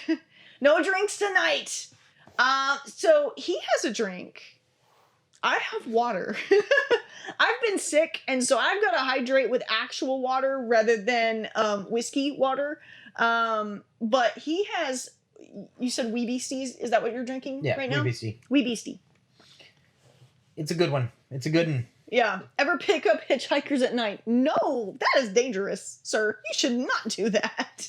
Yeah, I don't pick up hitchhikers during the day, much less at night. Yeah, that's not a good plan. It's funny though, because I've seen in different places that we pass through, anytime there's a anytime we're passing by a pen, you'll see those signs that say like, don't pick up hitchhikers. Yeah, that's and you funny. Can always tell that you're there. I'm like, where's the jail? Yeah, where's the jail? There's a jail nearby. Yeah. I wonder how often that's actually an issue though. Like, I feel like if I'm escaping from prison, I don't know. What's your plan? I don't know that like a car right near the prison would be my first call anyways. Like, I'd probably want to like get a little bit of distance so that way like it's harder to like track down like where your starting point on the road was. I don't know. I love that you're planning out your prison escape at this point. Well, I figured you've already planned how you were to kill me and bury the body. It's what all women do. It's not true. Prove me wrong. I have not planned out where I'm going to bury the body yet. It's only because we live in an RV, and so where you're going to bury the body changes every time. It's true. It's true. Cowboys, Terry. Cowboys all the way. Yeah. I mean, here's the thing, though. Like, we've been doing good, but we got to get a handle on that red zone offense. Otherwise, the 49ers are going to crush us. That like, fingers crossed, but, like, we got to get a handle on it. We've got to, like, we've got to be able to get a touchdown up close. Like, thank goodness our defense is killing it. Thank goodness our long game is killing it. But, gosh darn it, if we can't get some of those short gains and those short touchdowns, oh, Lordy, we're gonna lose it. On live today, we're talking about escaping prison. I love it. I know. How did the conversation devolve into that? Somebody, I lost it. Chad says if you're that close, it's before the news hears you, so you have a chance. I agree. That is a good concept. But if they know how long it takes you to leave, and they're gonna know, like, if you start on that road, like they're gonna set up blockades based off of that. Whereas if you can use like some off-roading with your feet for a little while and wait to get to a road that's a little bit more separated, then they may not blockade that area as quickly, because they're gonna assume as soon as you get to the road, you're gonna get the first car you can. I love how you've thought this out. By the way, we recently binged Prison Break, and so it's on the mind, but it's very interesting that you've like thought through all of this as well. Stanley says, where does she go when you make her mad? No. Where does she go because she made me mad? How often do I make you mad? At least 3 times last night. Okay. Yeah. Well, it's because you made me switch sides, and I was not used to that. We were switching to what our sides on the bed used to be back in our old home. I was experimenting to see like how would it feel if we were like that we slept on the original sides rather than these like the sides that we switched to when we got the RV.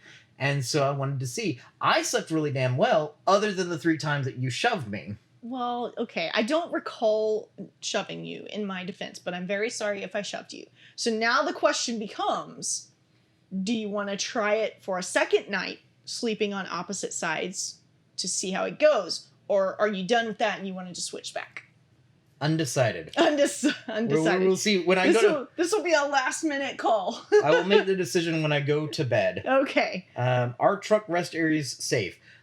They are safe, but Depends. you, as an RVer, should not be staying there overnight because there are campgrounds that are designed for RVers. Those rest areas are only available for truckers, and we actually did a video on this, and we had a lot of comments, and we talked to like the truckers really do appreciate RVers who don't take up their spaces because they are limited on where they can park. Yeah. Like it's not that RVers can't go to those sites and stay there overnight. You can. You're not prohibited generally from doing that, but you're taking up a spot that a trucker could take, and truckers don't have the same options that we do. And so we even have free options to stay at. Oftentimes as well. So like you can go to a Cracker Barrel and stay there overnight for free. You have to ask permission, but you can go to like a Walmart parking lot and stay there overnight for free.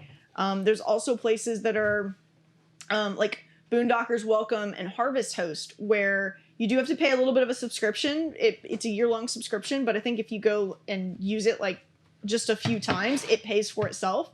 Those places you can stay for free as well.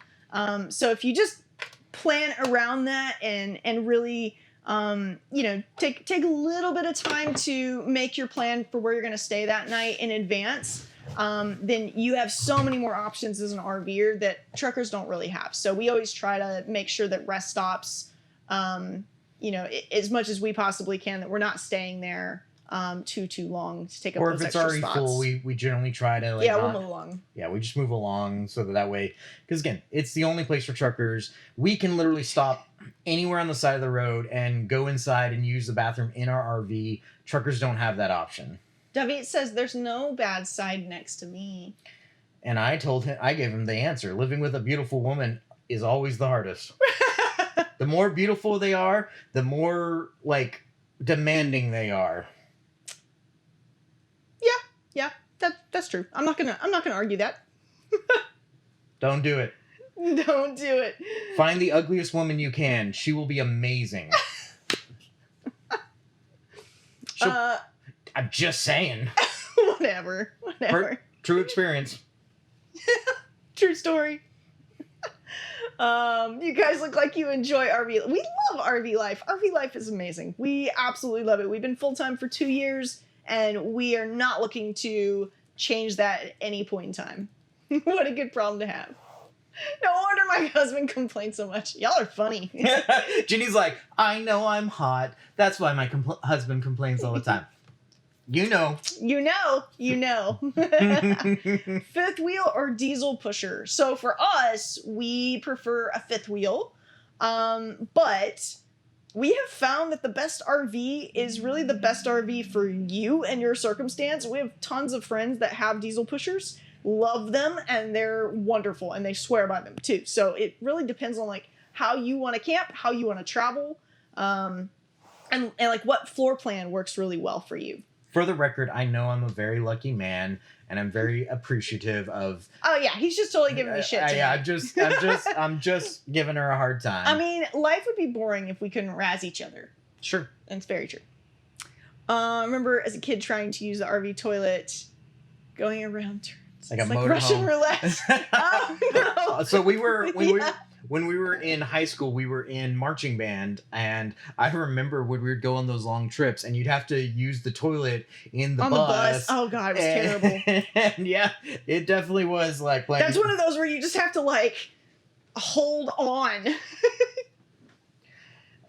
Chris, yes, diesel pushers are definitely the most expensive, probably variation of an RV. However, if you think about it, there are a ton of fifth wheels that are, especially from companies like Grand Design, that are pushing 150 plus $1,000. Yeah. And then you go get yourself a modern diesel truck. They're all really expensive at $100,000. That's $250,000 right there for your diesel truck and your really nice fifth wheel. So yes, diesel pushers are expensive, but they're really well built. They're usually really nice.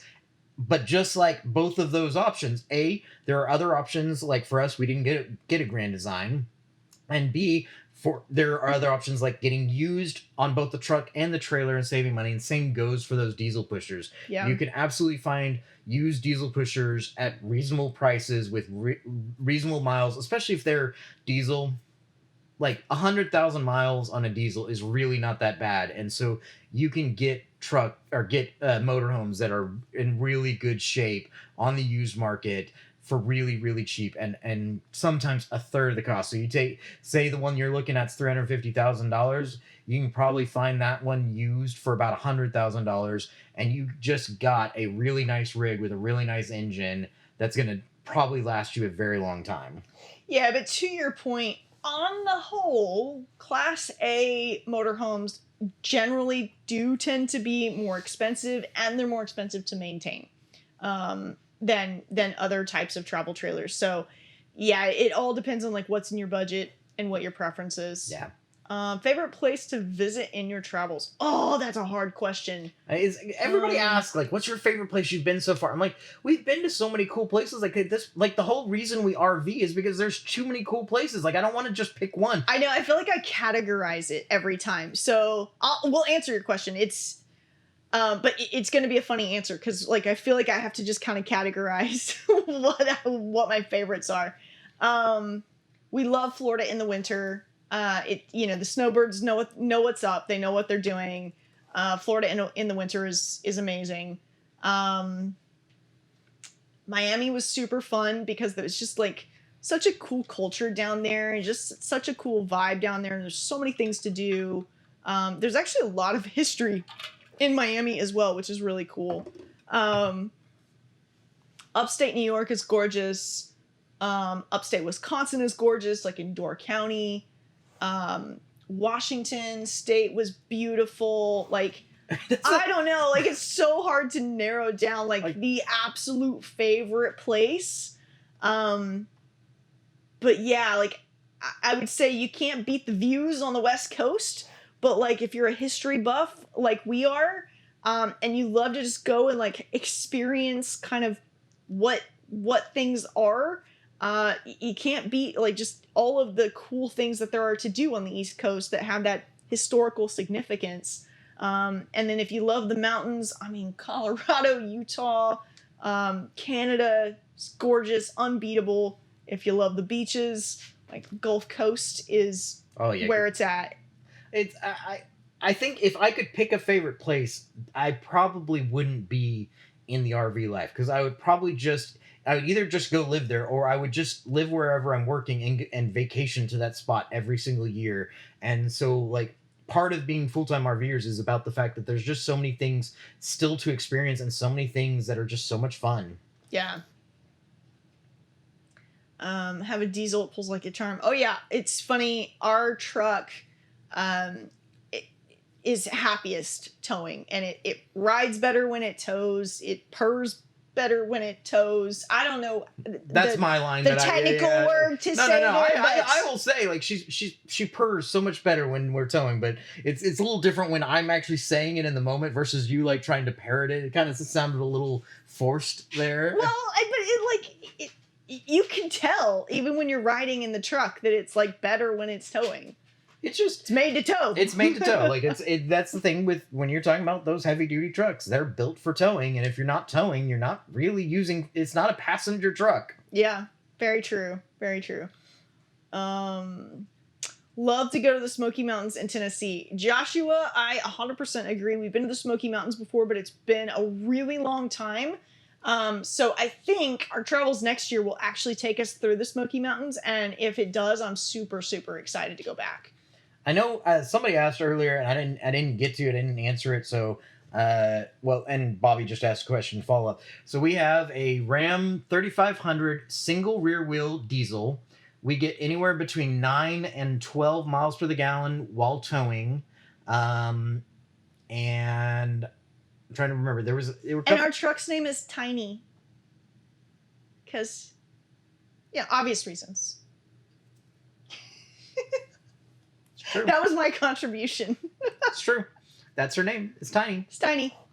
I mean, for a heavy duty truck, I mean the what I like about the Ram 3500 single rear wheel short bed is it's very like compressed in a very small space. It's still like a heavy beast. Like it's like 9,500 pounds dry by itself. But it's all compressed, and so your axles are nice and close together, which is really good for like being able to handle turns and being able to like do like have good comfort of feel on the road. Like those longer beds, the more you spread the axles out, the less that the truck is able to handle that weight. It's more distributed effectively, I guess is the best way to put it. So I really enjoy, like, it is for a heavy duty truck, it is very compressed and very solid in a very small package. But for anything other than a heavy duty truck, it's massive.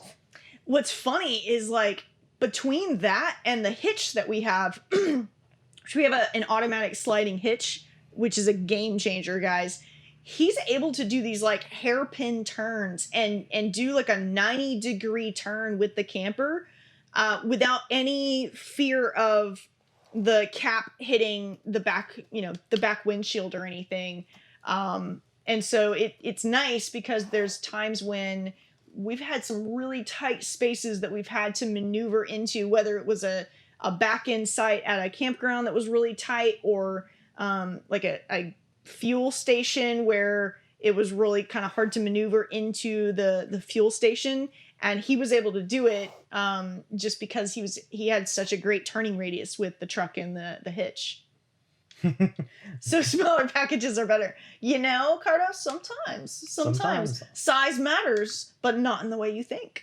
How do you wash your clothes? So we have a washer and dryer in our RV, but it's amazing. Most RV parks will have a washer and dryer on site, and a lot of times what we recommend, honestly, rather than using the washer and dryer on site, if you're able to, just find a laundromat nearby, because the prices will usually be cheaper than what the campground's going to charge you. Yeah, we didn't go into it thinking that we would have a washer and dryer in our camper. That wasn't really our target. We fully anticipated doing laundry at a laundromat. But our camper came with a washer and dryer in it as kind of an extra feature. And it's a game changer. Like, I love it.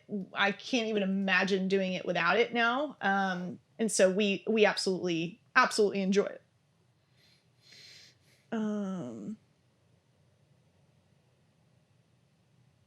Yeah, I know. Yeah, we miss those days too. We miss those days of cheaper fuel and better gas mileage. It's basically, what was it? I think it was the 2014 models. Everything since then, with the DEF and everything that's gone into like regulating diesels, has really decreased the gas mileage, changed the power profiles and everything. So it's not as good as it used to be. Yeah. Ooh, Lori just got a brand new truck. I mean, that means you got to take a camping trip and break it in with towing a camper with your brand new truck. Ever been to New Jersey? Yes, we sure have. Yeah, we had a blast in Jersey. We were in this cute little town that was kind of out in the country. It was between Philadelphia and Atlantic City. What happened to the screen? Are we still good? Yeah, we're good. But it was between Philadelphia and Atlantic City, and we got there last year in the spring, right when the cherry blossoms were blooming, and it was gorgeous. We were there for a couple weeks, and so we saw them bloom, and then of course we saw them just die. I want to say die, but not die. Like, we saw them all the buds fall off or whatever, but it was really, really nice. Yeah, for all you guys talking about deleting def, like I get it. It's a great concept, and maybe it's something that I'll do down the road. But it's gonna be after the warranty's up on the truck, and I'm not dealing with warranties anymore because I'd rather protect the warranty more than anything. And deleting the def is a quick way to get your warranty to not be honored. When that day comes that I don't have a warranty on the truck anymore, that's when I'll start making that decision if that's something I want to do. Especially since my home state right now, Texas, doesn't even require inspections anymore, which I know means, it's a new thing. and so like, not that the diesel inspections actually would have found the def anyways, but it just shows that they're not going to go in the direction where they're going to start checking for it. So yeah, no, I know the delete def stuff exists, and I'm not against it overall.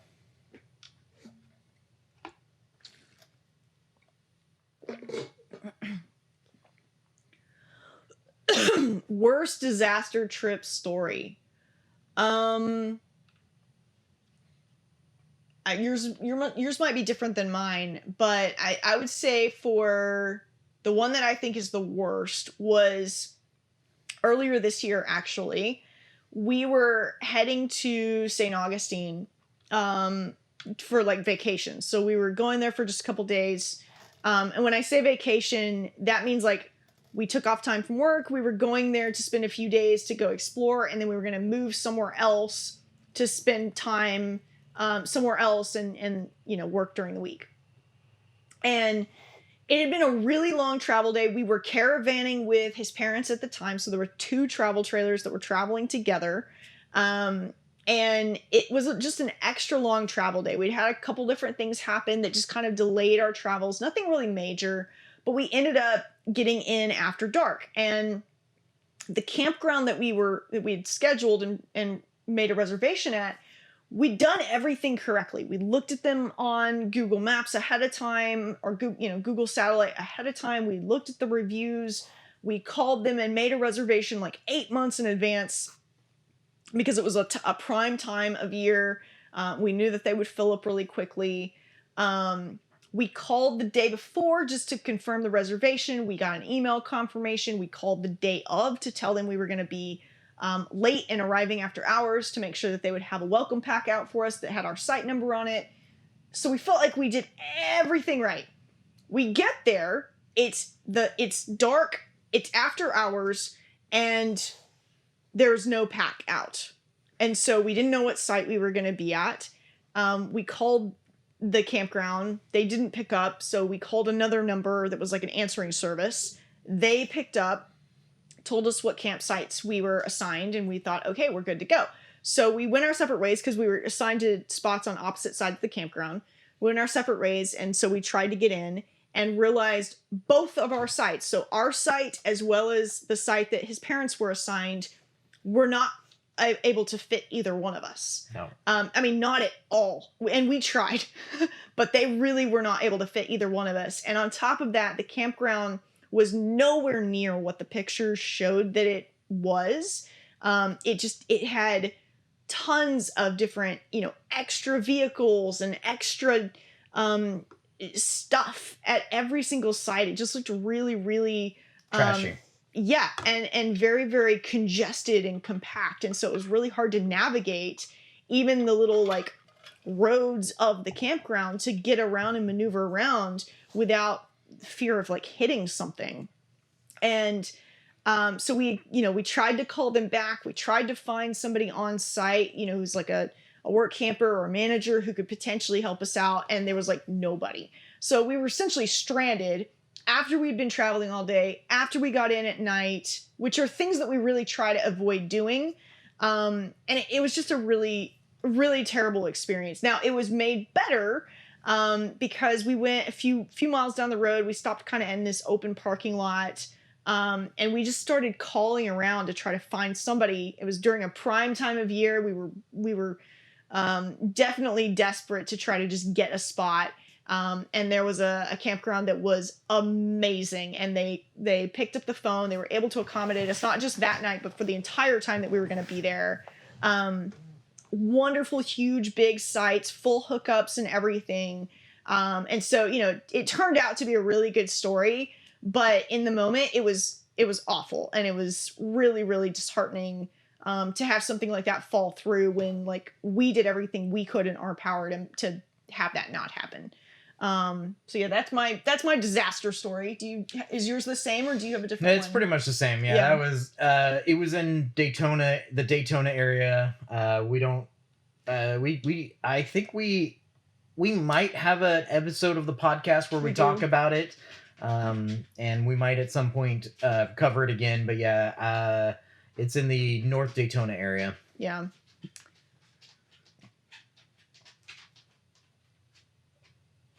The dog just wanted to look. I know. She's just curious, and yeah. I love that. Somebody says she talks too much. You're on our live, buddy. What else do you expect? Oh, he was yeah, so that our friend what is it, Deer Park, he was the one who earlier he was like, this is not what most people think is a life to live. You need a property and a home. At first I thought he was just being like, yeah, like cool on you guys, but then clearly I don't think he cares so much. Whatever, man. You're just jealous because you're stuck at your sticks and bricks house and you can't go travel anytime you want. Yes, Tony, we are full-timers. Good night, Dwight. Thank you, and we appreciate it. Yeah, good night, Dwight. It was good catching up with you. Are they dating? I don't know. Will you take me out on a date this weekend? No. Oh, no. Okay. No, we're not dating. No dating. How long? We've been full-timing for 2 years. Could you talk in Spanish? Hola, amigo. Yeah. Just a little bit. Very little bit of Spanish. That's about all I got for you. How do we get mail? So we dang, shut up. So our mail situation is a little bit different than most full-timers. We thankfully have the opportunity to be able to take advantage of family who we can use their address for our mail service, and they will check our mail for us and scan us anything that is urgent or important. And then anytime we meet up with them, or if we're at a spot long enough to get a delivery, then they'll mail us the hard copies. Yeah. We do pay them in wine, so there is that. But we have a like kind of a nice arrangement there. There are full-timers though that will use mail services. We have no direct experience with these mail services, so when I tell you the names, we're not endorsing them by any stretch of the imagination. But if you're curious, Good Sam has a mail service, and Escapees RV has a mail service where they will essentially do the same thing. They'll set you up with a domicile or a legal residence that's kind of just like it's just a mailbox. And then they will do services where they will send you your mail or they'll check your mail for you. It's kind of a tiered service depending on what you are looking for. And that's how you can continue to get mail while you do full-time RV life and travel. Yeah. So yeah, Tony says, yeah, that answers my question. Exactly. Yeah, that is our home base as well. And so it's been very nice to have that opportunity. Yeah. But outside of that, there are services available that can provide you that instead. Yeah. So you don't need to work. Oh yeah, no, we work. We work full time. We just work from the RV. So we're able to work remotely, which is really lovely. All we have to have is a good internet connection, and we're good to go. So we work and travel full time. Yep. It's just you gotta mix the good with the bad, and the bad is we have to work. The good is we get to work on the road, and we get to do it wherever we want to do it from. Exactly. We generally like to stay places for a few weeks at a time, just because we do work during the week. So it allows us to have like the evenings and the weekends to go explore wherever we're at. So for us, we kind of have a slower travel pace. But yeah, it's really, really nice. We love it. We've been doing it for 2 years, and it's amazing. Yeah, Tony, we don't do any work camping. A lot of times they want you to stay there for anywhere between 3 and 6 months a lot of times, sometimes longer. And we don't generally stay at a lot of campgrounds for that long. Yeah. We average... A lot of times we average about a month. There are some times where we've been moving quicker than that, and even then we're like, we don't want to keep doing that. We want to slow down a little bit, but we don't want to slow down so much that we're like at a campground at the same place for 3 to 6 months necessarily. We like to move around. We like to see new things. Yeah, but if you're if you're not wanting to move that quickly, what was that? What was you just like shot your head around really quick? Matthew asked if there was a skinwalker behind me, so I had to check. Oh, okay. You gotta make sure. But no, if you're fine with staying places a little bit longer, work camping is actually a really great way to do this life and make money at the same time, because a lot of campgrounds will have discounts, or they'll give you your site for free if you work camp, and then you get a salary on top, or you get paid on top of that. So it's not a bad way to do it if you're flexible with where you go and how long you stay there. If you guys ever stayed in Ohio, seems like there's a lot of campgrounds around here. Yeah, Joshua, we stayed outside of Cleveland last year for, I guess, about a week and a half maybe. So we went to the Rock and Roll Hall of Fame, and we went over to Noble Beast Brewing Company, which, oh my gosh, their food is amazing. Their beers are really good. Their food is amazing. So yeah, we had a blast in Ohio. Yeah, you answered that. Target warmer weather. We like screen door days. So, if it's mild weather where the AC doesn't have to come on, we can just open up the screen door and all the windows. That is our favorite. But we also like to get our like poolside vibe on too. So if it's a little warmer than that, but we have a pool nearby or a beach nearby or a lake nearby or something where we can get in the water, we love that too. So far, we've had Jody, we've had the best luck with T-Mobile hotspot, their home gateway. Check it out. It's pretty reasonably priced, and it does a really good job. Pretty much with all the cellular carriers, you do need to kind of target being close to the interstate, because if you're out in the middle of nowhere, they're not going to work. Now, Starlink will work out in the middle of nowhere. Yes, it will. But you need to have clear line of sight, and so if you're at a campground that's out in the middle of nowhere, there's also a good chance they have trees, so that can potentially make it to where Starlink's unusable. So there's ups and downs to both. We've had the best success with T-Mobile. Yeah, and that's another reason why we are always an advocate of calling the campground and making the reservation, because you can talk to them about the tree coverage. So if you have Starlink and you need a site where you have a clear sight line, you just call them and ask them, hey, do you guys have a site where, I have Starlink? A lot of campgrounds are getting more familiar with it and what those needs are. And you can just ask them like, hey, do you have a campsite where there is a clear line to the sky and not a lot of tree coverage? If you have that covered or that service. Yeah.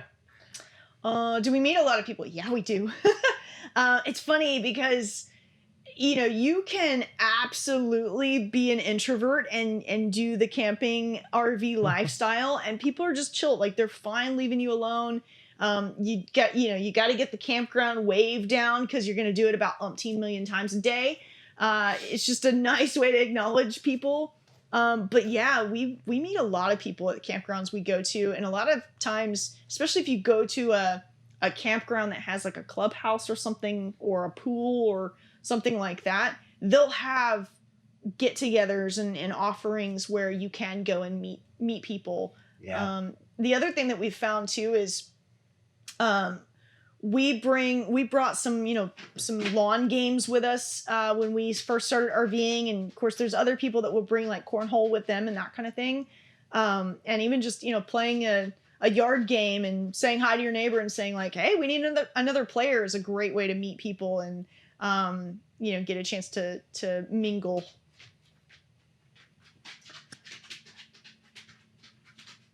What do we travel in? We are in a fifth wheel. What's she doing, sweetie? She's like roaming around right now. That's our dog. And she was laying on her bed, but she's like roaming around. What you doing? What's you doing? Hey, sugar.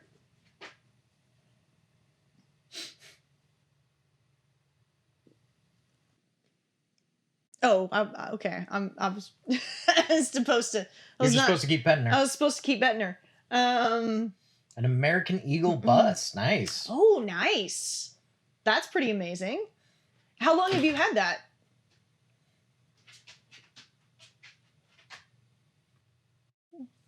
What do we do? She's like standing there now.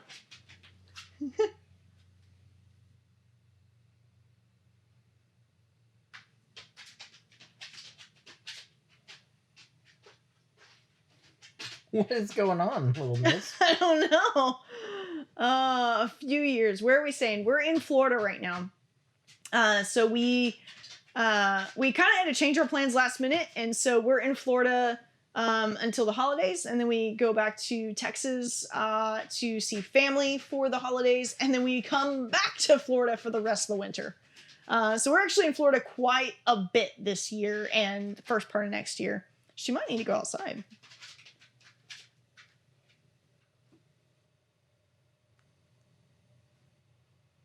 She's pacing around a little bit. Keep the troops entertained, and I'm going to take her outside. Yeah, I took her out right before we went live, but I guess she's just hey, she might just need to go again. Oh, hey, y'all are going to be able to hear me, and he's not going to be able to hear me. No, don't mess with the centipede.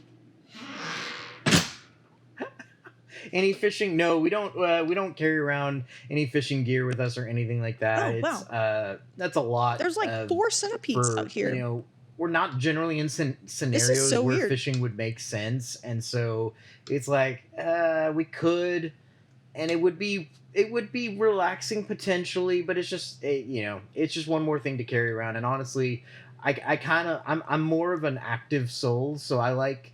I like to do more things and be like experiencing things. I mean, that's why we have our bikes. We love to go on bike rides. We love to experience things. Like, my joke with fishing is always like, if I'm at the water, I would kind of rather be in the water, not sitting above the water.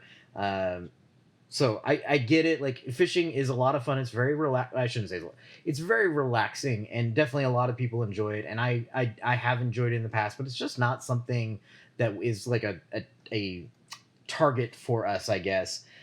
James, how's the head? Yeah, it's good. It's healing. The staples are out, so we're in a better state than we were last week. But it's still definitely healing, and so it still looks pretty gnarly. I'm excited to see what the scar is going to look like. I'm kind of a scar aficionado, so like I'm going to be proud with whatever scar I end up getting.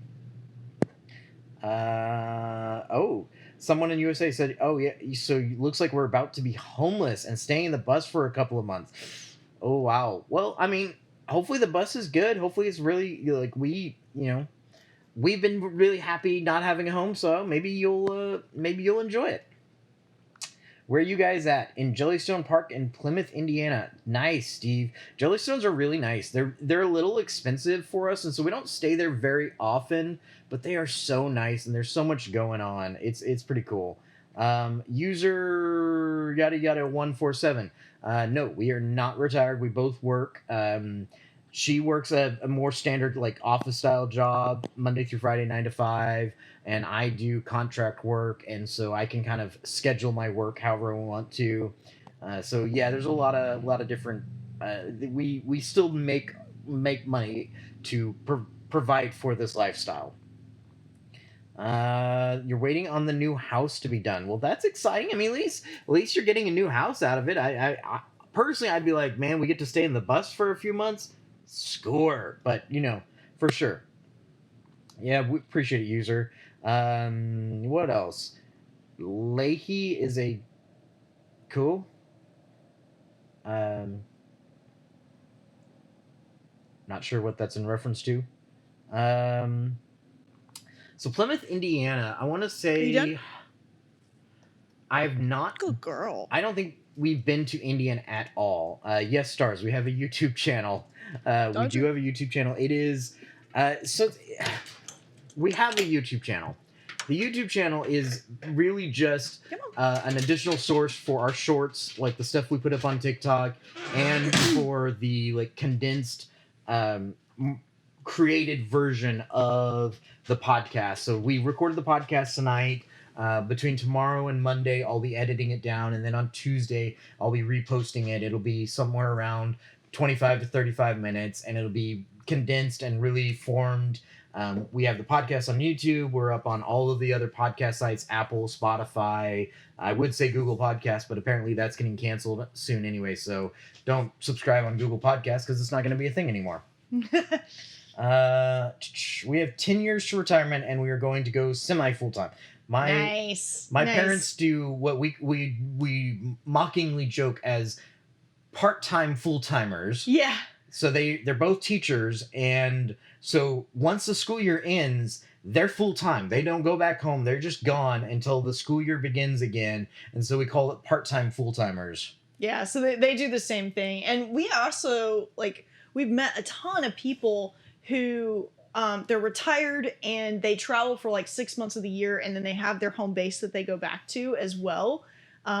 So yeah, totally. It's definitely a thing. And that's awesome. So hopefully those 10 years will go by very quickly for you.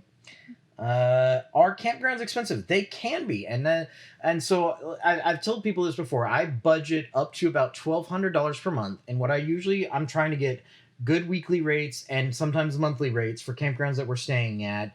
And so the $1,200 a month, you can definitely get cheaper than that. But the $1,200 a month is there because sometimes we'll be at a campground for 2 weeks. We'll have a travel day at a different campground. We'll be at another campground for 2 weeks, and then we might have another travel day campground in there. And when you add all of that up together, sometimes you're getting closer to that $1,200 number. For the actual monthly rates, I definitely target cheaper than that for sure where I can. It's not always doable. Some places, if you want to go there, you got to pay. If you want to go there, you got to pay the prices. But there's usually a large variance of campgrounds, and so you can do it far cheaper than even how we do it. And I would say we don't do it anywhere near as expensive as other people do. Yeah. Rooster asked a good question. Are there differences in shopping for an RV for like living in one versus just recreational use? Yes, there are definitely things that you want to keep an eye out for that may make you choose a different camper over another one, depending on how you're going to use it, especially if you're planning on living in it or spending a lot of time in it, like a part-time full-timer. Yeah, we talk about like how you need to, when you're looking at the camper, you need to like get into it and kind of think through your daily routine. Like, what do you do every single day? Because that's not going to change. So like one of our things is we will typically watch a TV show or two before we go to bed. So we know that we're going to watch TV at some point. It's kind of just our wind down time. She's usually doing her thing on social media. I'm actually watching the show. I'm multitask. She asks me every 5 minutes, like, what happened? So we do this about every night. You know, that's kind of our last ditch thing. And so the other big thing for us is we really do like to enjoy having like a good, proper movie night. So what was important for us, may not be important for you, was not having what we call stupid TV, where effectively your couch and your TV are not lined up. So it's at a bad angle. So it's at a bad angle. And so we wanted to have a couch where we could just sit down, look at our TV, watch our show for the night or our big movie night or whatever. That was really important to us. That's a good example too, because in a camper, when we've camped not full-time, we didn't care because we were camping. It was a destination. It was a vacation. We weren't concerned about watching TV, but because we live in it, that is really important to us. You were going to say something else. Yeah, and the other big thing is like we cook a lot. And so we wanted to have a nice kitchen that would allow us to cook the kind of meals that we want to cook and have additional space. So like our camper is 39 bark. It's colloquially referred to as big ass rear kitchen. And so it's kind of a funny name. It is a big ass rear kitchen. But it is, yeah. And we love the size of, there's definitely bigger kitchens. They're usually front kitchens are kind of your biggest kitchens. We definitely looked at those. Wasn't what we exactly wanted because you sacrifice a lot of other things. But we wanted to have a good living space where we can sit down, watch TV. We wanted a nice big kitchen that we could cook in so we can enjoy our meals. And we didn't care about our bedroom being huge or having a TV or anything like that because the bedroom we're just going in there to sleep. Like, yeah, we don't need anything fancy. The only time we're in there is when we're sleeping and when I'm doing laundry. That's it. Yeah. The other thing, though, that was really important to us is because we work full-time still and we work remotely, we wanted to ensure that we had a space, even if we had to make modifications, which we ended up doing. We ripped out the dinette in this particular camper and we put a sit stand desk in there with a big monitor, so that way we have a spot for us to be able to work. So those were all the things that were really important to us. So I would definitely say, like, really think about how you actually live and maneuver around on a daily basis in your home, and look for a camper that will replicate that for you. The last thing that I will say about that is, if you're going to be living full time, you can't always control the weather. And so even if you're targeting nice temperate weather, you can't always control the weather. So looking for a camper that is truly designed as a 4-season camper, meaning it has an enclosed underbelly, it's got good insulation around it, things like that. If you can find one that has dual pane windows, that is extra bonus points. But one that has really good insulation and is more equipped to be able to handle different types of weather situations is also going to be a really good benefit. What else? I know we there's more chat coming in, so we haven't caught up on it yet.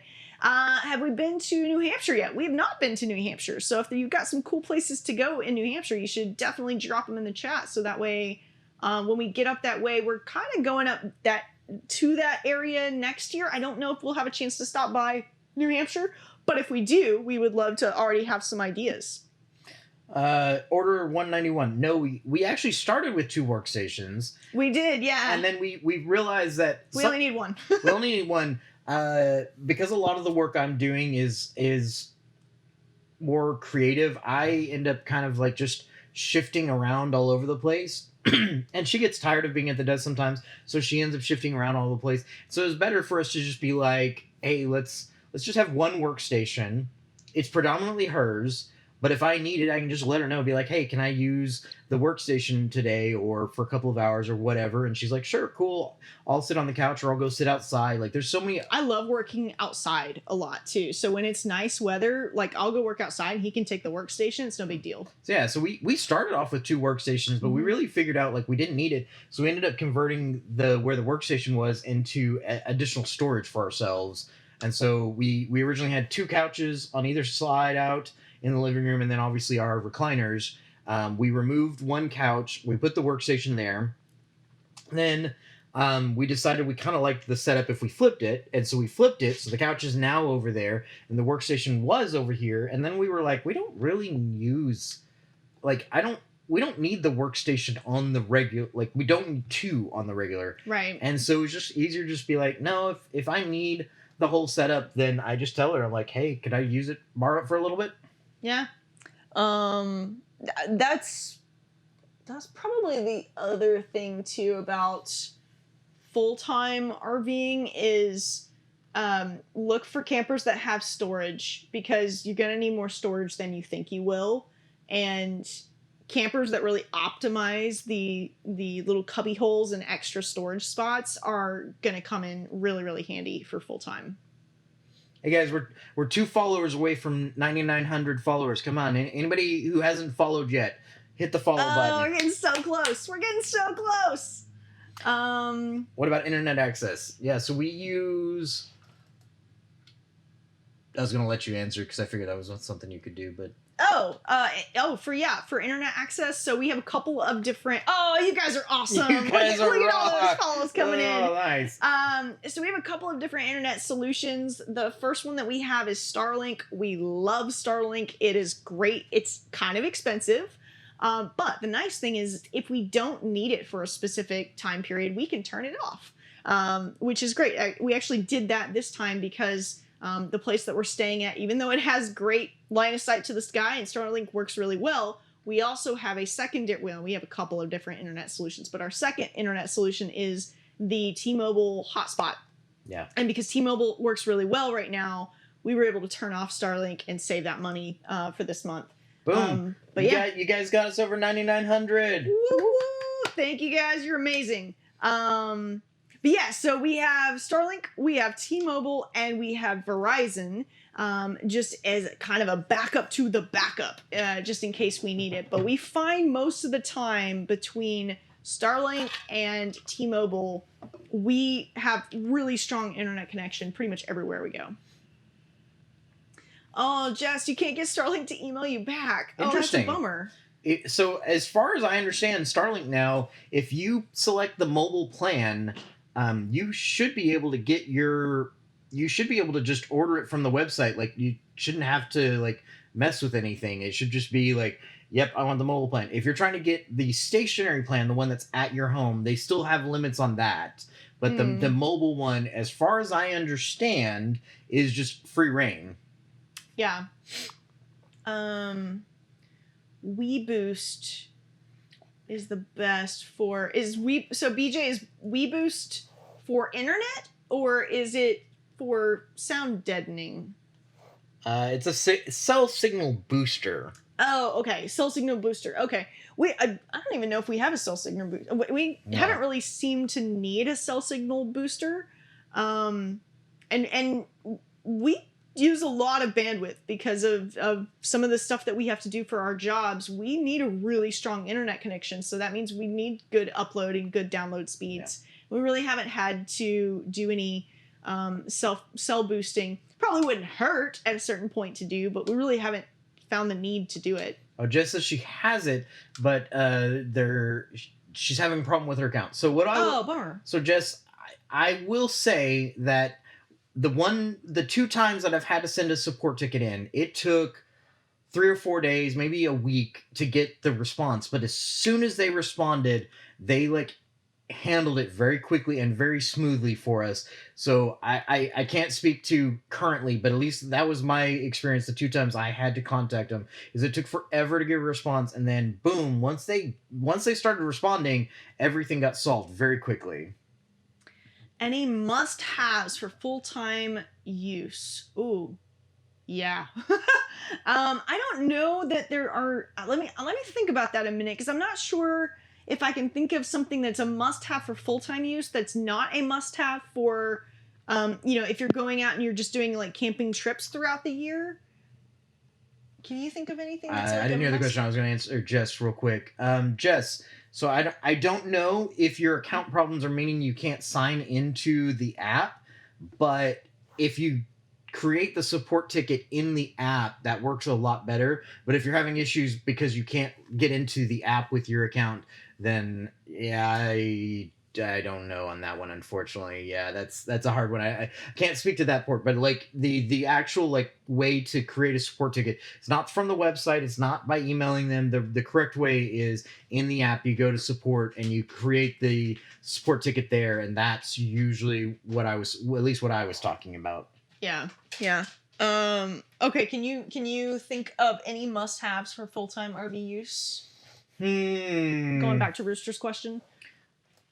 Must-haves. I mean, there's a ton of must-haves just in general for RV life. Yeah, I mean, you're going to need sewer lines, you're going to need water lines, you're going to need your power line. Need chocks and blocks. And... I make this joke all the time, but not all the time, but I made this joke recently. Like, the most important thing that you need, even before you buy the camper, is you need to have a water filter. Okay, you do not need a water filter before you buy your camper. That's just like a shtick that he's on right now. But listen, hear me out. Hear me out. Oh gosh. I'm sorry that you are being subjected to this. If you're going to use your RV, you're going to use water at some point, which means you need a water filter. If you're not using your RV, you don't need a water filter. You also don't need an RV.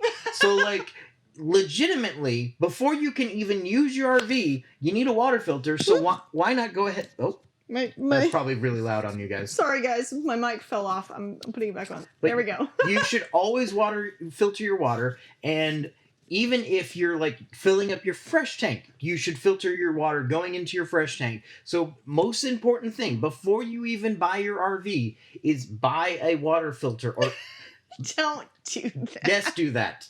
100% do that, because if you're using your RV, you need a water filter. If you're not using your RV, you don't need a water filter, and you don't need an RV. You're silly. So in all seriousness though, yeah, Greg, buy the RV first. But We do. So on our website, we actually have a list of like our Amazon shop that has a ton of just like must-haves that we genuinely use. We genuinely got on Amazon, and water filters are among them. But there's also tons of stuff too, chalks and blocks and sewer hookups and things like that. So I'd say that's probably the best place, at least to send you kind of to at least get you started if you're getting into RV life. But yeah, I mean, water filters are definitely important. Hey Greg, if you want to support us, we have Amazon affiliates links on our website that'll support us. Yeah. The best way to support us, we also have merchandise. We actually just launched 3 new t-shirts this week. They're really funny. Go check them out. Oh, did we launch them? Yep, they're launched. Yay, that's awesome. We have 3 new t-shirts on our Etsy store. Go check them out. Pick up a t-shirt. The t-shirts are just funny. The hat and the fanny pack have our logos. The website it's in the link in our bio on TikTok, but it is you do it so well. What? The website. Oh, it is beacons.ai/wandering RV babe. So it's beacons.ai/wandering RV babe. But yeah, it's in our bio. So you can definitely check that out. But don't check it out right now. Stay on our live and chat with us. Check it out afterwards.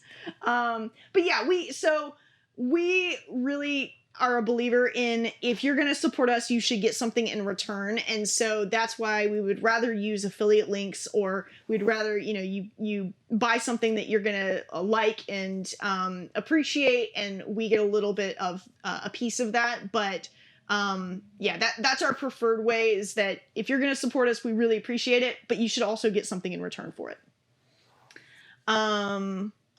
What RV do you recommend? And by the way, guys, there's some questions that are coming in. So if we miss your question, pop it in the chat again, because we don't want to not answer your questions. But Rob, you are asking what kind of RV do we recommend?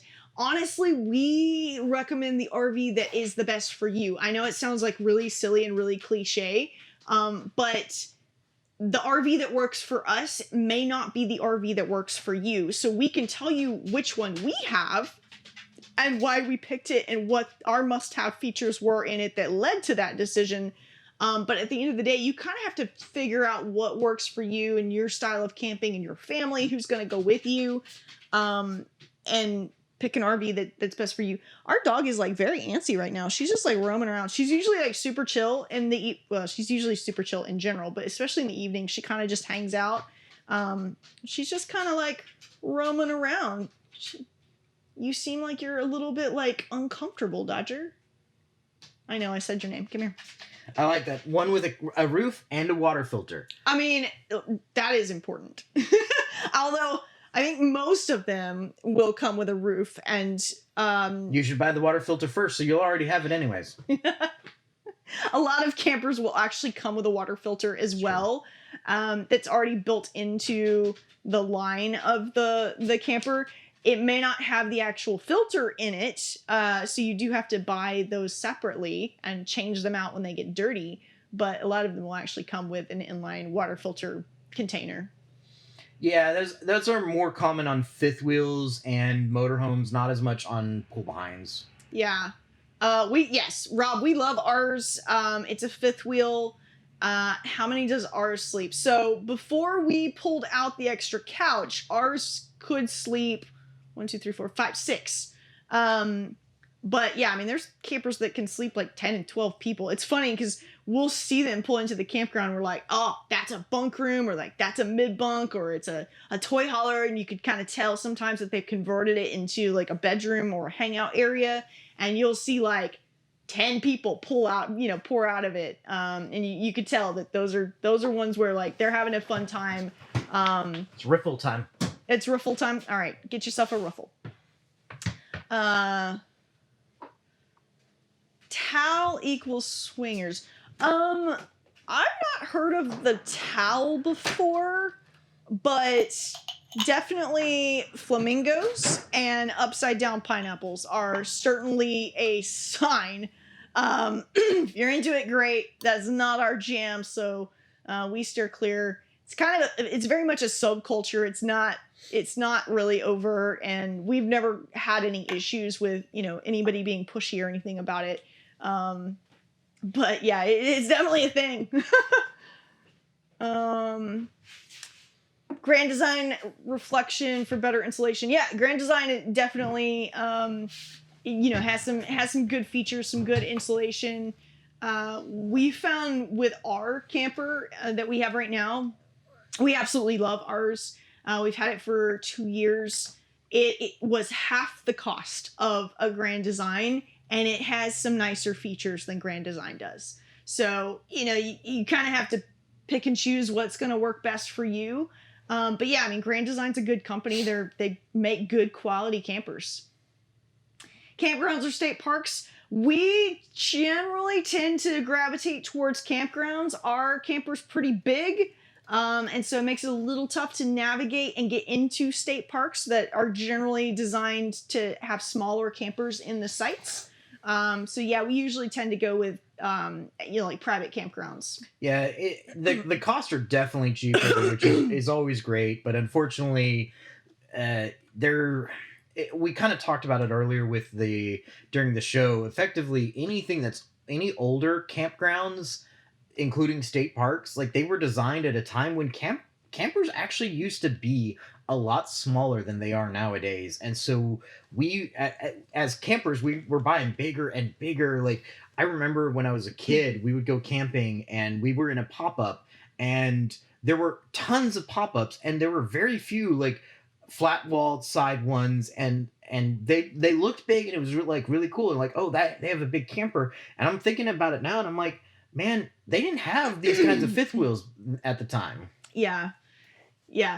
32-foot Coachman. That's awesome. Yeah. That is the size that can really easily fit into all kinds of places, like state parks and places like that. So that's awesome. Yeah. So the rule of thumb is around 30-ish feet for a pull behind is really solid. You're probably going to be able to fit everywhere, and about a 36-foot fifth wheel is usually going to be able to fit everywhere.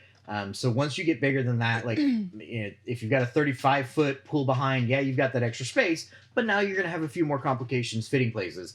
Like ours is a 41-foot fifth wheel. We have a few more problems fitting places. And so it's just one of those things that that's kind of the average. The number that they'll tell you is like 30-foot pull behind or 36-foot fifth wheel. You're going to be able to fit most places. Yeah. Yeah, we do like the recliners that we're in. They came with the rig, so that's another nice thing about RVs is they come with furniture. And so, some of it is better quality than others, but yeah, this is pretty solid recliner, so we definitely like it. Did Yellowstone in a pop-up. Bears are no joke. Oh, dirty hands. So we've got a story for you. When we went to Yellowstone, we were in a travel trailer, so we were okay. We went at the very beginning of June, which was a great time to go to Yellowstone because all the babies were being born. So we saw baby bald eagles and we saw baby buffalo, and it was so much fun. But a freak snowstorm came through one of the nights that we were there, and there was an entire troop of Boy Scouts that were tent camping. And the campground lost power. It was snowing. Of course, it's June. We had not packed warm enough weather by any stretch of the imagination. And it happened to be the night that we were doing laundry at the campground laundromat. And it lost power when our clothes were like in the middle of the wash cycle. So it got late. We ended up having to go to bed that night with no power whatsoever. And so we ended up like plugging in a little lamp into one of the outlets in the RV so that when the power came back on, we would know about it. It would wake us up. And sure enough, it came on at like 2:00 in the morning. So we got up and went and turned our clothes over so that we would have dry clothes the next day. But those poor Boy Scouts having to navigate and be in snowy weather, no power whatsoever anywhere during this freak snowstorm in the middle of June at Yellowstone was kind of crazy. I felt really bad for him. Hey Jessica, yeah, I have to report first because as soon as I mute him, I don't see his comments anymore, and so I have to like report the spam first, and then I can mute him. So sorry, it took me a second to because he was definitely spamming up the chat there on us. But yeah, it takes me like one extra step because I don't know why. Like if I report somebody for spam, it would be nice if you just went ahead and muted them at that point, so that way I don't have to like do it twice. It's the controls on TikTok lives are not really well vetted out yet for like moderating abilities. Yeah. I'm Slowly learning. trying to see if we missed anybody. Good Yeah, night, yeah. AC and more. Yeah, it was great talking with you. Talking with you, AC. Dirty Hands said, "Yeah, now trash cans over. You can't keep fish at all." Oh yeah, oh yeah. Bears are yeah, they're no joke, and they will sniff out a snack And if you really got quick. if you have one of those pop ups, they might come in and just scratch like tear it up. Like it's bad. Oh yeah, for sure.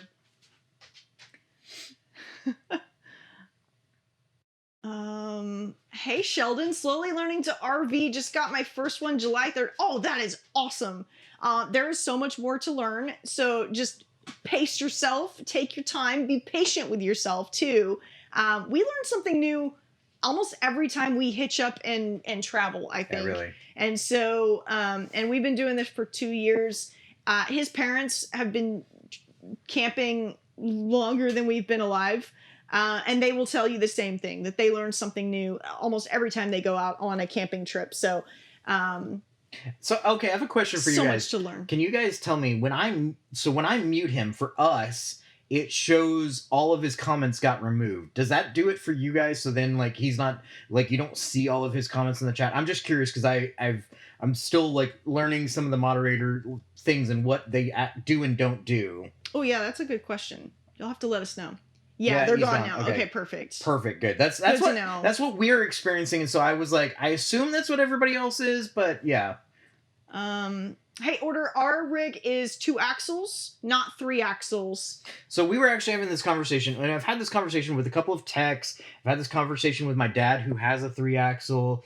Realistically, 3 axles are not good. A friend of ours, he's a truck driver. He was talking about like anytime he had to pick up a trailer that was 3 axles, like it was just miserable.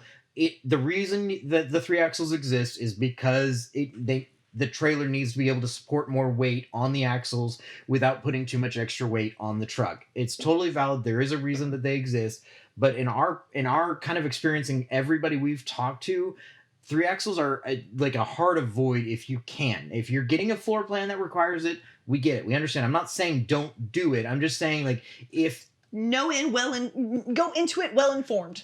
So that center tire, it's always gonna just get dragged. Anytime you take a turn, it gets dragged, and so you get soft spots, and so you end up needing to rotate your tires so much more often if you've got a triple axle, because that center tire is going to get worn down quicker than any of your other tires, and it's really, really frustrating. And so if your floor plan exists in a 2-axle that makes sense, then do a 2-axle. If the floor plan you like is in a 3-axle and that's the only option, then you got to do just what you got. rotate those tires. Rotate often. those tires. Be very careful. Try not to take harsh turns. Even if your truck and the hitch allow you to take hard turns, don't do it. Like like even a 2-axle, you're going to drag your tires a little bit. So when you're doing when you do a harsh turn, so when you do with a 3-axle, it's not that it's bad. It's just that you're going to burn through tires more quickly, and now you're buying 6 tires every time you have to replace it. So. Yeah.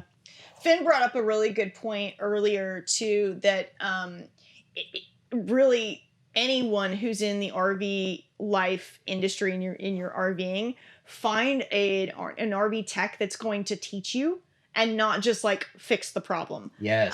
Because anybody who is willing to teach you and help give you information will also help you be more equipped to be able to solve the problem when they're not around. And to that end, I would say there's a couple TikTokers that are amazing. So if you're not following them, you should. But that RV tech is amazing, and his content is great. He's all about teaching. And so he does videos that he works on campers all day long, and he will talk to you about the problems that he sees that come in often and then how to fix them. And then AZRV expert, same thing. He's an RV tech. He has so many years of experience, and he does the exact same thing. That's all he does is teach RV owners how to help navigate their repairs and maintenance and things like that. Yeah, our first like real like venture out, we ended up freezing our water pump ended up getting frozen. Yeah. And it cracked. And so we had a leak in our basement.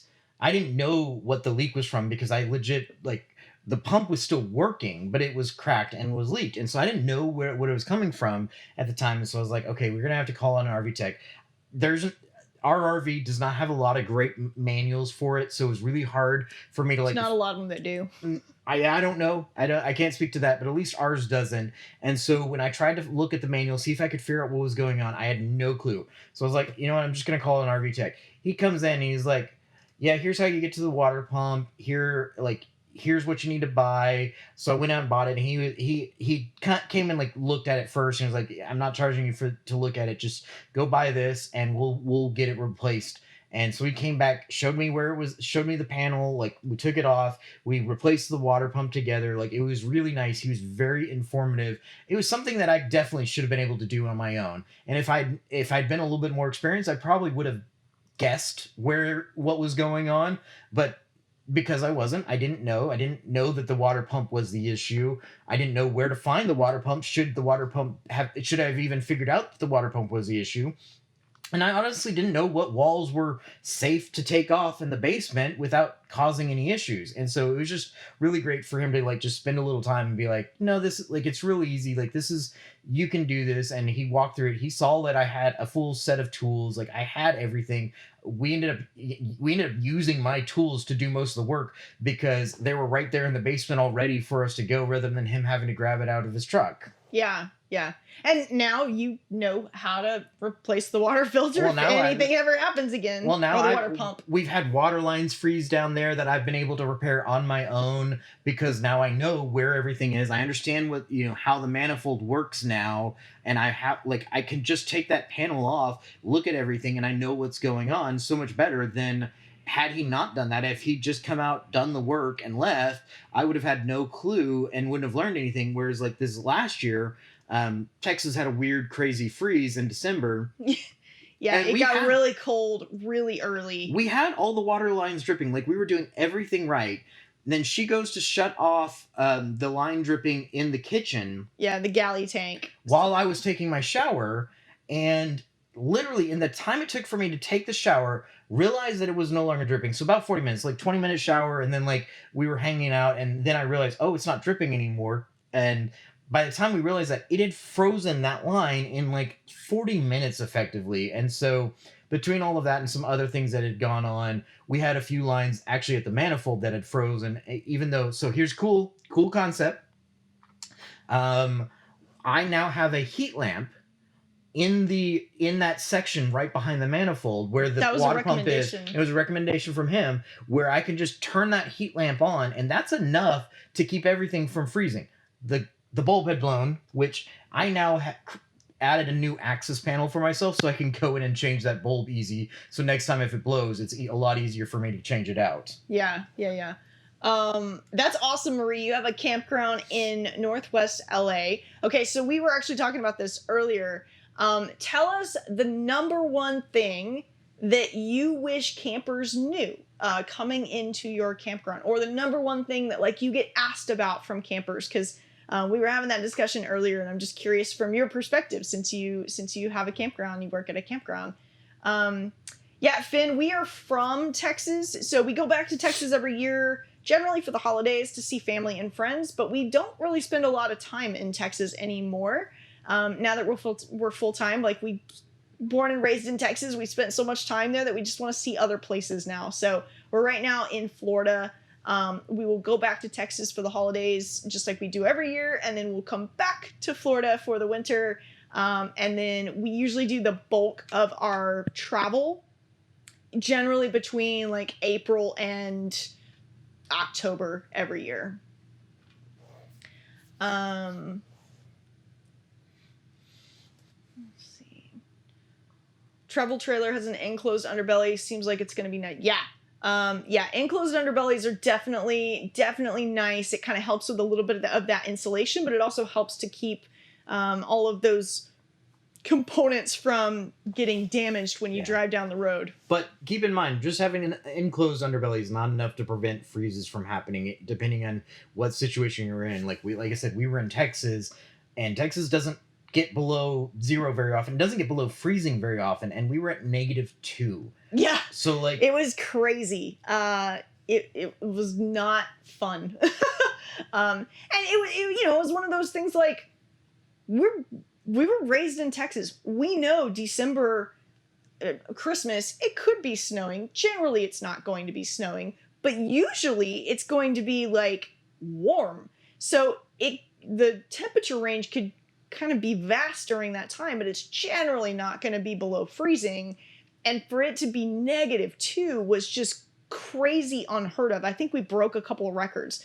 So sometimes, even if you're targeting nice weather, you just never know. I mean, there were years when I was a kid, I remember it was like in the 70s on Christmas Day in Texas. Like tank top and shorts on Christmas Day. Tropical. All of your pipes burst with your new camper during the last freeze. That is awful. I think they're saying they had to buy a new RV because all their pipes burst. Yeah, I think. Oh, well, that's awful too. That's terrible. No, Dimples. We do not have a car. We just have our truck that tows our fifth wheel around. Yeah. When's the best time to visit you? I don't know. I mean, we're all over the place. We are going to be at the Tampa RV show in January. So if you're going to be in that area, we'll have a meetup both at the RV show, and then we're planning a meetup outside of that as well. So that's probably a really good time to come and say hi if you're in the area. Yeah, we'll probably meet up at some local really good bar. You know, that's how we do. Yeah. So okay, Jesse made a great suggestion, so that's probably where we'll go. Is his suggestion? So Matt Co, you said you had to buy a tankless water heater. Froze last Christmas. So did the tankless one freeze, or did the tank freeze? So here's the thing with tankless water heaters, and I ran into this actually with our home. Is because a tankless only heats while the water is moving. That means that when it freezes, that water is not actually staying as warm in the tankless water heater because it only heats, like it only burns while it's moving. So whereas like a tank water heater, like what we have in ours, it is keeping that water at a constant temperature, so it's keeping it warm at all times. Whereas the tankless, if you're not running the hot water, it stops heating it up, which means that if it's cold outside, and those tankless water heaters have to be on, or all water heaters have to be on the outside of the camper, that means that effectively it's getting exposed to the worst of the temperatures. So that's actually one of the two reasons why I don't want to switch over to a tankless water heater in our RV, is because in cold weather, you're effectively at a higher risk of freezing and damaging your water heater. And second of all, the other big issue that I have with it is now you're using propane all the time for your hot water, versus with our setup, we can use electric when we're at a campground, but if we need hot water a little bit quicker, we can use electric and propane at the same time. So it just allows us to not be burning propane all the time. Yeah, I have heard great things though about the tankless water heaters, so I know that there's like two sides to that story. Yeah, like they're saying it works really, really well. Yeah, and again, like I'm just speaking from my personal experience at a home with a tankless water heater. I don't know about the RV ones. I don't know if they have any extra protections built in or not. But in my personal experience, I'm just kind of avoiding the tankless ones because, as far as I've seen, again, there may be newer ones, there may be better ones, but they don't all, like White says that it heats when it gets too cold. That's in theory correct. But I've heard of it. I've heard of. I mean, Matco just said I've heard of other people's experiences where it doesn't. So you had about 3 to 4 weeks off of a 20-pound propane. So we filled our 2 30-pound propane tanks in January. And we haven't used them all yet. I'm still running at this point on we have 2 of them, 30 pounds each. So we burned through one of them already at this point, and we're on the last one, but we're still running off of that at this point from January. So that's another, like, it's just about saving the propane. When you're getting electricity at a campsite, a lot of times for free, I'd rather be using the electricity rather than burning my propane. Yeah. There's a good question in chat a minute ago that asked if money wasn't a factor, would we pick a Class A motorhome versus a fifth wheel? No. No, we would. So it's just about, it's, you know, I think we mentioned this before. It's about how you like to camp, how you like to travel. For us, the limitation of a Class A motorhome versus a fifth wheel, it goes beyond money.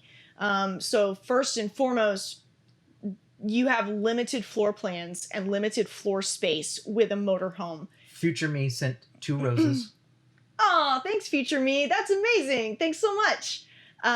So floor plans and just the ability to have more options with your floor plan. We would not be able to have the floor plan that we have now that works so well for us with a Class A motorhome. The same thing with space. We're able to spread out. We're able to really use our slides really effectively. Our slides are bigger and wider than most Class A's are. And so we have the opportunity to just maximize some of that space once we're at a location that a Class A won't be able to do. And I'm there was one other one that I was thinking of and now I forgot it. But no, short answer is we love the fifth wheel. Yeah, honestly. What was I gonna say? Where's the best place / state to buy an RV? Good question. So interesting subject. We were in Washington State, heading into Vancouver, and we needed a storage unit. We were going to put all of our excess alcohol because they only allowed like a certain amount to transport over the border. So we just rented a storage unit that we could put our alcohol in. And when I was talking to the storage units, a lot of them were talking about how they have a ton of RV spots in their storage places because a lot of Canadians will store their RVs there when they go back into Canada. I know you asked about states, so obviously you're in the US, but I don't know if there's like something with Canadian taxes or anything like that, why Canadians prefer to keep their RVs down here in America, or if it's just because they don't have as much space up there, because they don't. So I don't know the reasoning for that. As far as what state you buy your RV, that doesn't really matter. As far as what store you buy your RV from, well, you can also buy from individual sellers as well. Yeah, so if you buy used, you're going to be buying from an individual seller. As far as dealerships go, I think you're just going to have to read reviews and read the reviews for the customer service department. Yeah. That's more important than... You might get a really pushy sales guy who might annoy the heck out of you or might not be very knowledgeable. That you can kind of be like, hey, can I just get a different sales guy? Like there's options with that. But when it comes to like the service department, especially, you know, when you first get it and you're trying to get things taken care of, because you usually do have something that comes up, it's really just, it's best to know what their service department is going to be like, because a lot of times that's who you're going to end up going back to for a lot of work. You can definitely go to the dealership for a lot of the work as well. So don't hold that as a 100% either. Whoever offers you the best price is definitely worth to look at. So if you see the same camper at two different dealerships, and one's cheaper than the other, then you might as well look at the cheaper one first and see if there's any issues, because as far as the manufacturer warranty goes, you can get that taken care of at the manufacturer a lot of times. So that's at least a little bit of part of it. But outside of that, yeah. But what is more important is what state you register your camper in. White brings up a good point. States that have no sales tax might be a perk to buy it, but then you could potentially register it in a state that is as minimal minimal taxes for like registration. So that's the thing, is like your state where you buy it doesn't have to be where you register it. And so if Oregon has no taxes and you can buy your RV with no taxes, and then you can go to Florida or Texas or one of the states that has South Dakota has reduced taxes for registration, then boom, you've saved money. So that's a great point. Um,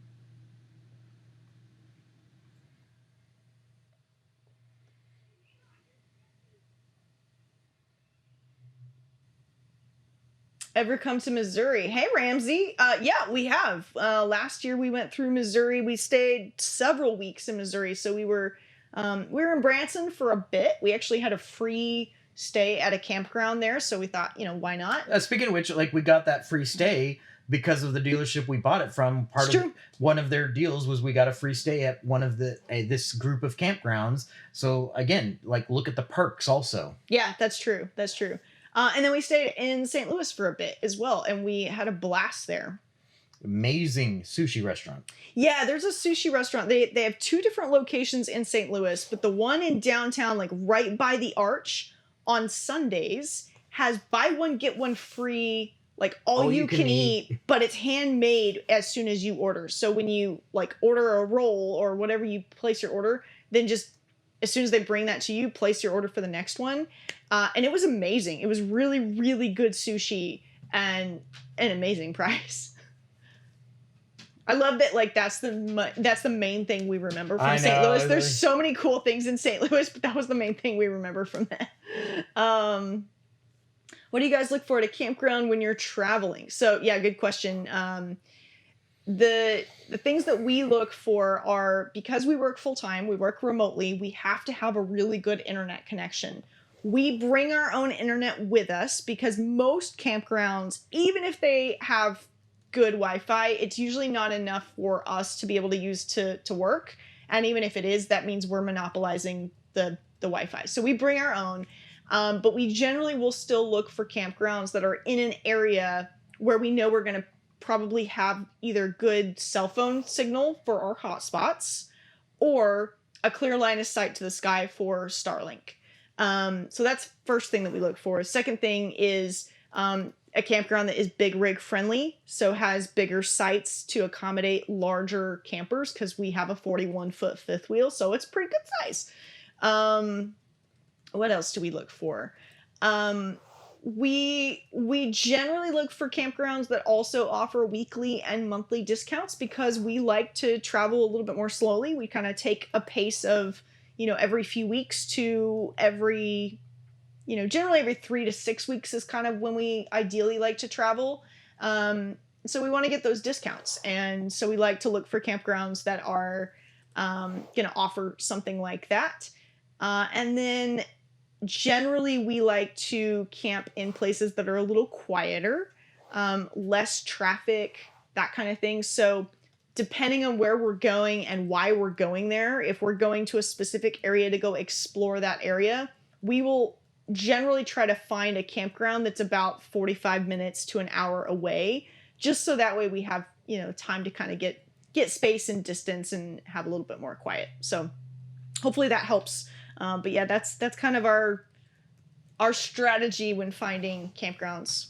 Yeah, I mean, a lot of it is like, so I kind of look at it this way. Like, she kind of plans the locations we want to go to, and then I just look for the campground that has the amenities, like she already talked about, that's closest by. So I do what I call my spiral. So I put a pin on the map, and I just spiral out from that location, finding the first campground that meets all of our needs for the right price. And a lot of times, if one is too close and it's a big city, I will actually go farther away. Yeah.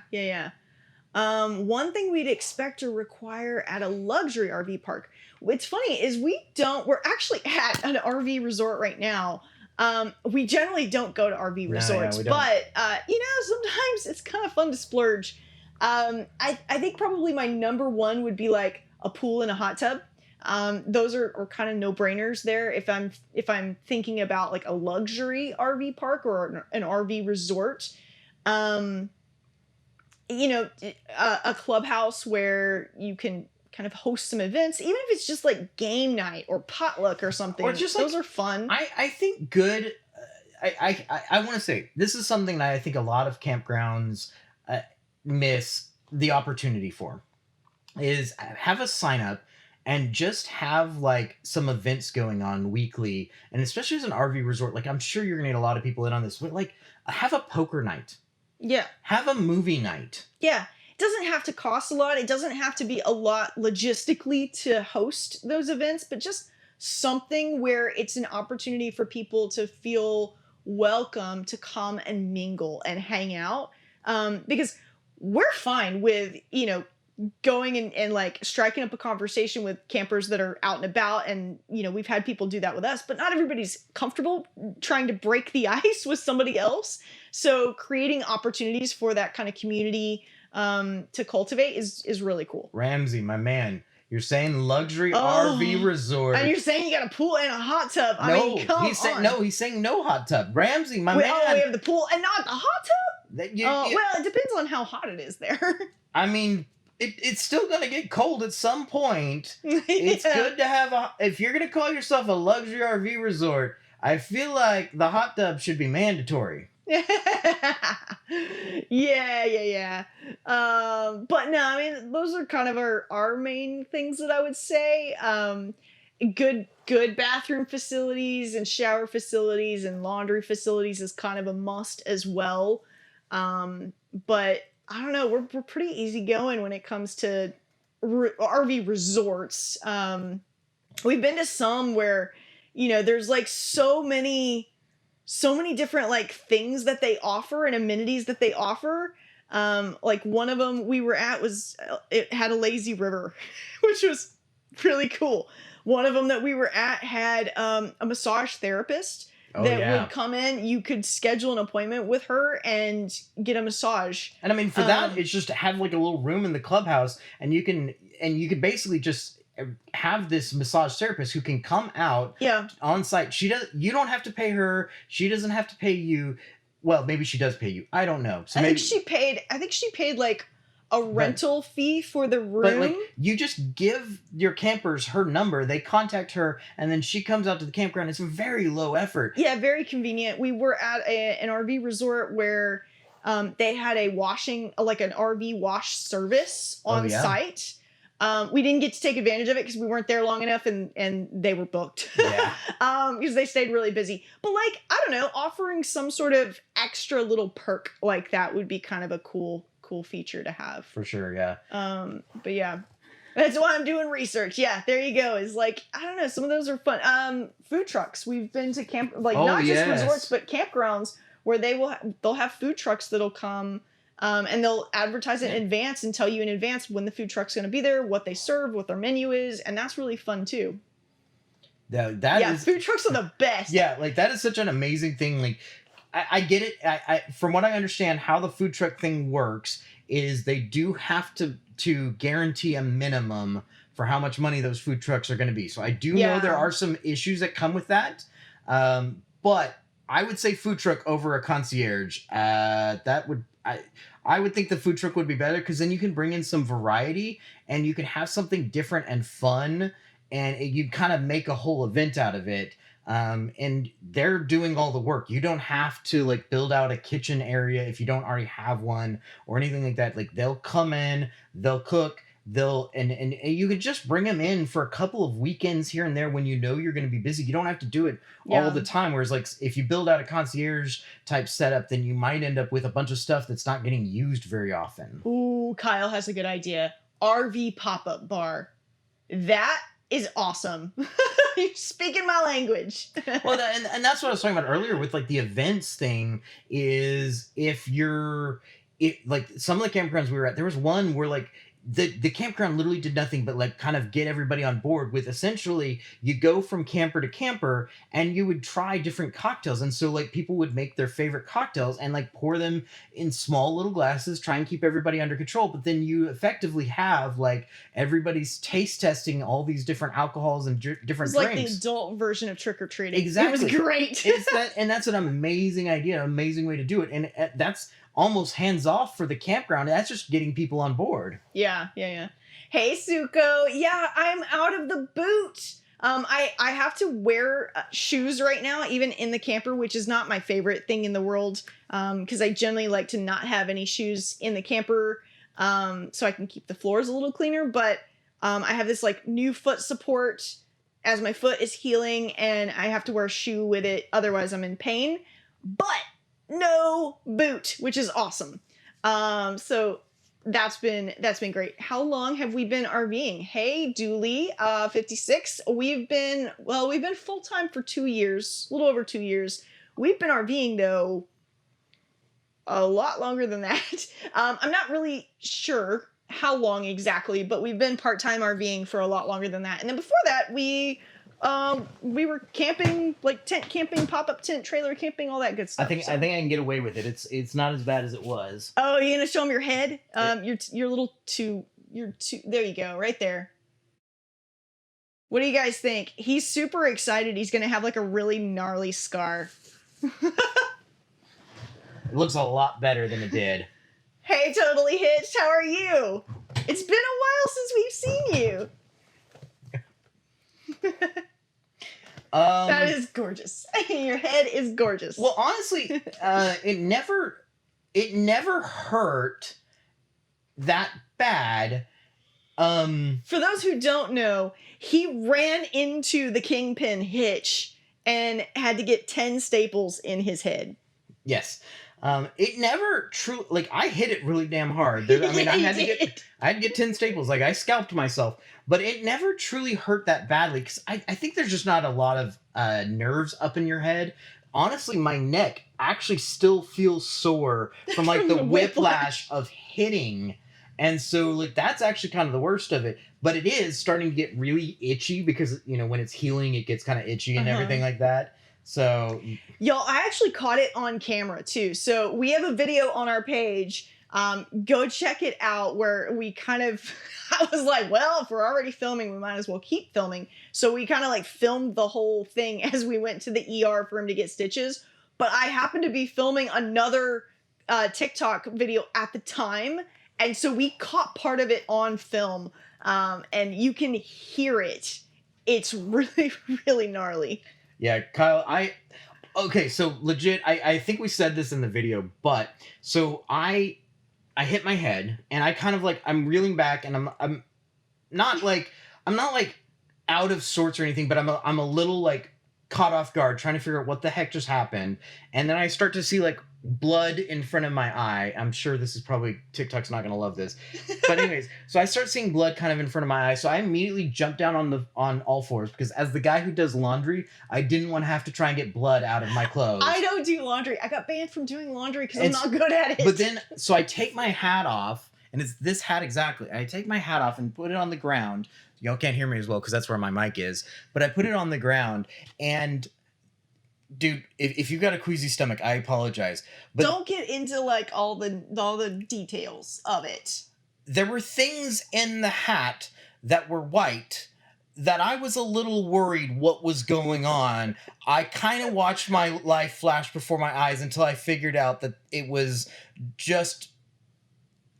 wasn't anything serious. It wasn't anything serious. But in the meantime, I saw what happened and was like, I think I actually said it in the video. I was like, oh shit. And my first thought was, okay, I'm going to get a cold, wet towel to try to like get this whole mess under control, have him hold pressure on it. And then I was like, get in the truck. I'm driving. We're going to the ER right now. So that was the crazy event, but thankfully healing up nicely. But yeah, Totally Hitched. We have that in common. I do laundry. I can do laundry. I have the skill set to do it. He just hates how I do it. And so he's like, I'm just going to do laundry myself because he can't stand how I do it. So here's the thing. I get distracted. And so it doesn't always make it from the washer to the dryer timely.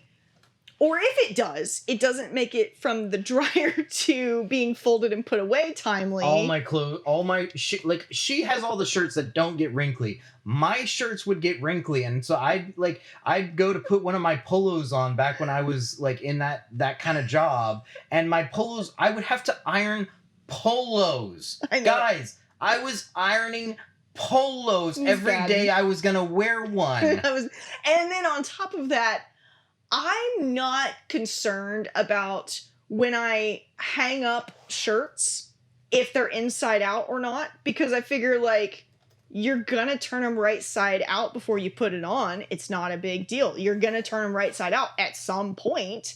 It doesn't need to be done when you hang it up. It could be done when you take it off the hanger and you go to put it on. And that drove him nuts. And then I also, like, I don't know, socks. I don't find the pair of socks and fold it up and like pair them up together and toss them in the dresser. I just throw all the socks in. Because I don't care if I have mismatched socks. In fact, I'm pretty sure I have mismatched socks on right now. I don't care. And so it's not a priority for me. But it is a priority for him. So he was like, you do dishes and clean the house. I will do laundry and manage tanks and everything else. So that is why I'm no longer allowed to do the laundry. Yeah, I don't. So I had these. These were back when I like this was the thing for like where I was working at the time. Like it was it was nice to have the color. I didn't have the beard at the time, thank goodness, because colors and beards are annoying. Yeah. But I had these polos. They were really soft. They were really light. They were basically kind of like t-shirt material, and so for the most part, you really didn't have to worry about wrinkling as long as you dried them and pulled them out of the dryer and kind of like creased the collar and put them onto a hanger right then and there while they were still warm. All was good. That never happens. I don't know. I don't know that I've ever hung up clothes that were still warm from the dryer. I never get to them that quick. So yeah, so that is the long and short story of why he does our laundry instead of me. That is the long and short story of why when I saw blood coming down from my head, that's the whole reason I got on the ground so that way I didn't get blood on my clothes. Yeah. I mean, it was really good. You had the wherewithal to know to do that, and he was successful. He did not get one drop on his clothes. I'm just saying, I know what I'm doing. Yeah, that was the thing for me. Like you were all worried, and like I was worried he had a concussion or something else was going on. I was like, no, I had the forethought of like not getting blood on my clothes. I like had the forethought. I was looking at my hat and analyzing what was in my hat. Like, Ramsey, this is Ardbeg Wee Beastie, one of their scotches. It's very good. It is very good. For a 5-year, it's a really, really good scotch. Yeah. Actually, hold on. This is not Wee Beastie. I switched back. This is a pour from our barrel. So we did you? Yeah. So we have I'll try it. So we have a barrel where we put in some of our favorite scotches or our favorite single malts, and we basically are creating our own blend in the barrel. It's really light too. Yeah, it's good.